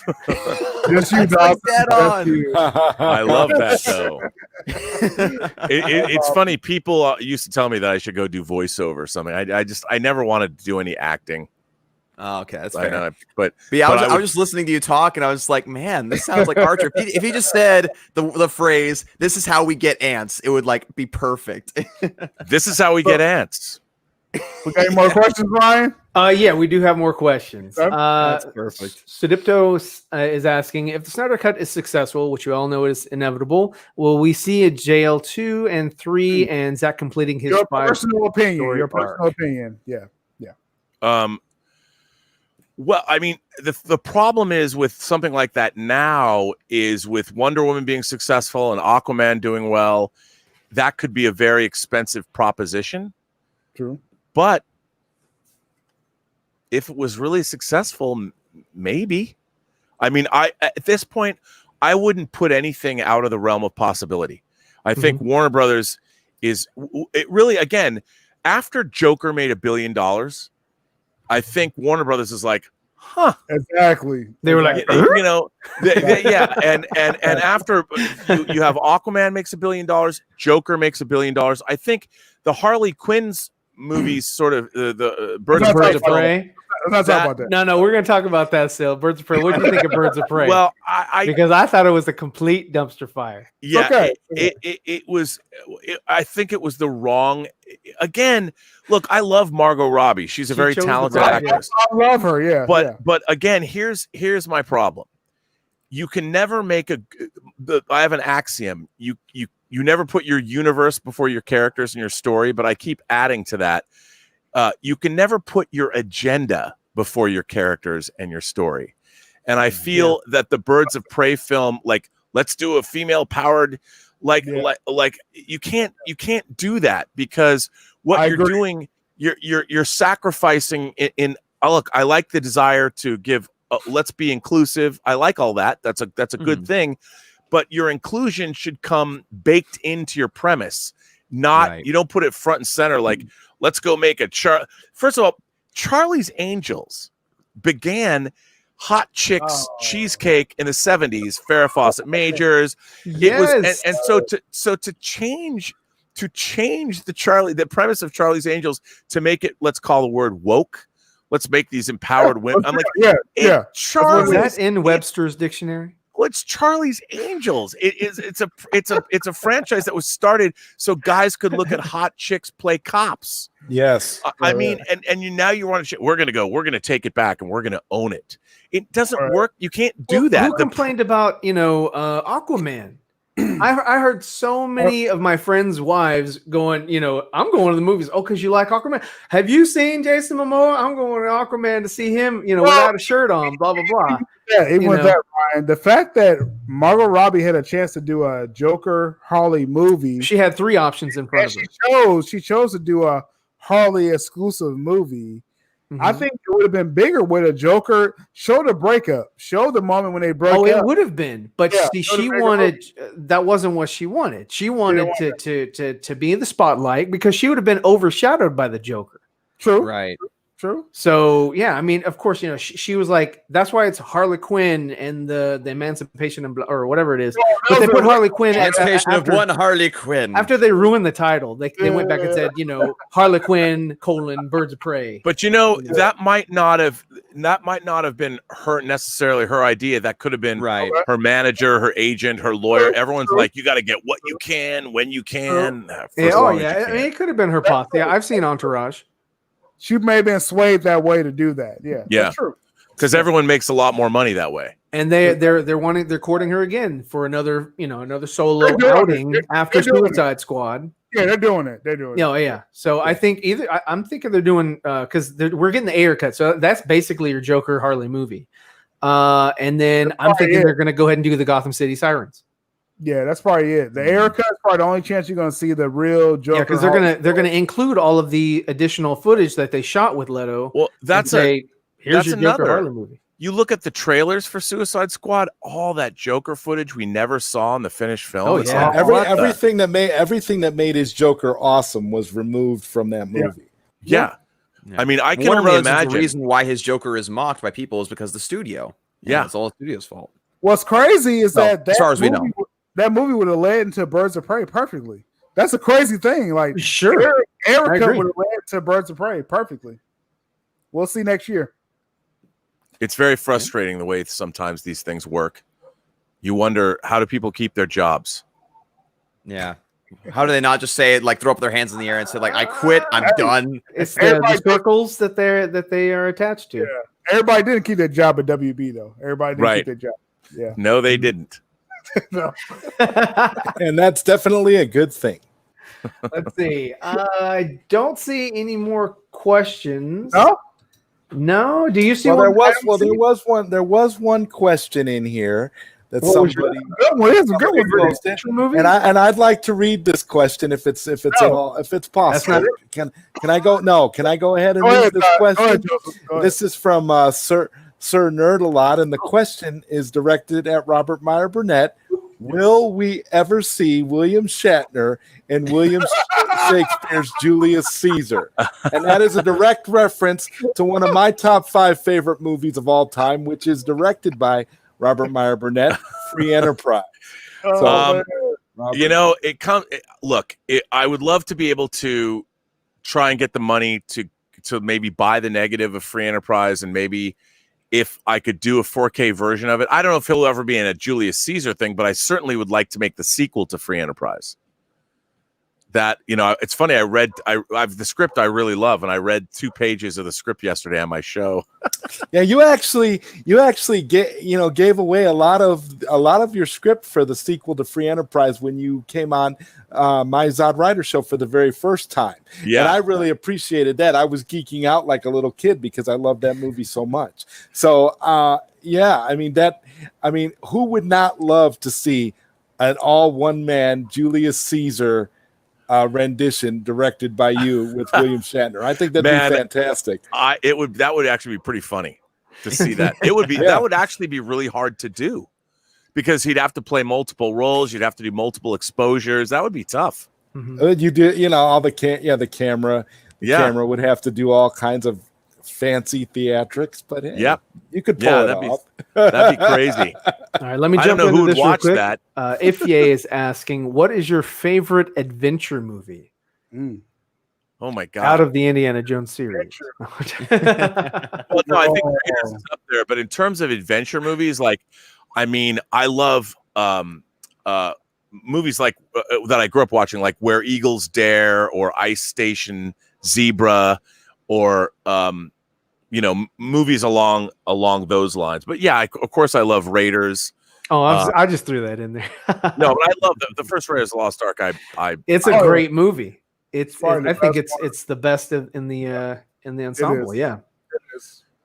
Yeah, but I mean, I again, World War II, like the Men on a Mission movies, Where Eagles Dare is such a cool movie.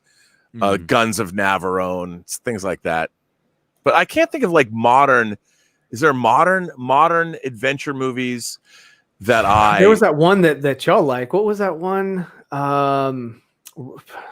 It was from Disney, and I want to say Ray Porter, but not that. I know that's not it. But it was that movie where the human is on the alien planet, and I forget what it was, but it was the guy John Carter. John Carter, exactly. Oh, yeah. I love John Carter's great. Yeah, I think that's a modern adventure. You wanted to say Ray Porter. I did want to say Ray Porter. Got him on the brain. John Carter's such a sad story because, like, usually, you know, when it comes to movies that end up being that good, the marketing's fantastic, but that is a sad story of marketing gone terribly wrong. Oh, I have a theory about that. Okay. Oh, by all means. I'll tell you my theory. So, Andrew Stanton, who directed a number of Pixar movies, he was directing that movie, John Carter. John Carter is based on Edgar Rice Burroughs' novels. It's actually based on a novel called A Princess of Mars. Right. First of all, you're Disney, you know, and the comic book. There's the I have it down here. Marvel published a comic book, John Carter, Warlord of Mars, which is a really cool title. Here's my theory. It's more intriguing. So Disney is making this movie. It's their most expensive live action feature, and they're thinking to themselves, John Carter is going to be the first of maybe a trilogy, because Deja Thoris, the Princess of Mars, is one of the great characters of early science fiction literature. So Bob Iger's, and they're making this movie. It's $250 million. It's being made by one of their most lucrative Pixar directors. They're going to announce everything. It's going to be great. And, you know, Edgar Rice Burroughs and John Carter of Mars was a huge influence on George Lucas. Huge. Right. So then Bob Iger hears through the grapevine that Star Wars might be up for sale. And Bob Iger is like, wow, there's nothing, because he's not going to let 20th Century Fox buy Star Wars. I mean, Disney, they have the Indiana Jones ride, they've got Star Tours, they have a long association with George was definitely in bed for a while with them, so it would look really odd if he went with a different studio. So I mean, but then Bob Iger is now in the middle of making a gigantic science fiction film, That's from the same source material that Star Wars is from. Right. So Bob Iger does not want to go to a meeting with George Lucas and have George Lucas say, well, Bob, aren't you doing the Barsoom novels? I mean, that's what and now I don't think Bob Iger ever wanted that to happen. So Bob Iger realizes, well, I've already made this movie. What can I do? The only thing he could do was sacrifice the film. Wow. And he has to keep Pixar happy. But think about this. The reason that I believe this is it's a Disney movie. Walt Disney Presents. There is not one John Carter toy. Not a Woola, Space Dog. There's nothing. Not even at the theme parks. Merchandising. And do they call and that merchandising starts a year in advance. And do they call the movie? The movie is based on a book called The John Carter's Flamethrower. Did he sabotage it? Robert, did he sabotage that movie? I wouldn't say he sabotaged it. He let the movie get made. He just let it be released and just kind of He knew. Because I remember when I remember when I saw the first trailer, and I hadn't heard of the John Carter novels up till that point. I eventually did read them because I was interested. But I remember seeing the commercial or the first teaser, and it's just this guy riding this animal away from the sunset. It just says John Carter. I'm just like, what the freak is this? Yeah, like that just shows you how much little effort they put into that marketing. Right, they had people believing it was the sequel to the basketball movie with Samuel L. Jackson. I think. Coach Carter. All of that. I mean, I'm not a conspiracy theorist, but I think we are. I think Bob Iger did that on purpose because John Carter is a very enjoyable film. I really like it. It's beautifully made, and I honestly believe that it was sacrificed so there would be no excuse for George Lucas to sell Star Wars to Disney. Wow. Yeah. No, I completely agree with that. And I don't like the rap that conspiracy theory gets because there are people who conspire. There are people who have agendas, who have things that they want to accomplish. So for people to say, "Oh, you're a conspiracy theorist" or whatever, it's like, dude, everybody is. Come on now. Everybody has their own. I mean, they're all after whatever it is, and they're gonna do whatever either in front of in your face or behind your back. Well, I think that in this case, it's all, to me, conspiracies, unfortunately, are always about money. It always comes down to money and power. And money and power, and it's all about, human lifespan is finite. Legacy. And I don't believe that Satan himself is walking around the earth manipulating, the human souls. It's just us. We just want money. And why do people want money? They want to date hot girls or hot guys. They want to live in cruel houses. They want to live in the lap of luxury and enjoy the fleeting time we have on this. Lust. They lust after the riches. That's it. That's unfortunately that's what it all comes down to. And in the case of John Carter, maybe both of those movies could have existed together. Star Wars could have existed, maybe healthy competition, but Bob Iger didn't even want George Lucas to say anything about it, because George Lucas, he knew that John Carter it tanked. I mean, and they didn't even think about it. They just called the movie John Carter. They could have called it John Carter, Warlord of Mars, or they could have called it A Princess of Mars. The only reason they didn't do that because they didn't want to take away from Star Wars in any way. That's right. And it's interesting because they still tease the idea of sequels, because at the end they end up doing the title card of John Carter of Mars. Yeah, it could have been something.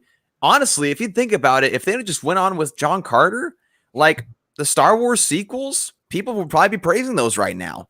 Because they might, even if you look at the posters, when I was a kid, there was the cover. A Princess of Mars was always in the drugstore on the little spindle rack, a little paperback, and it was a Frank Frazetta painting, and it had a guy. It was very similar to the original Star Wars poster. You had a guy, and you had John Carter and Deja Thoris, and you had these two lizard creatures coming out with their tongues out.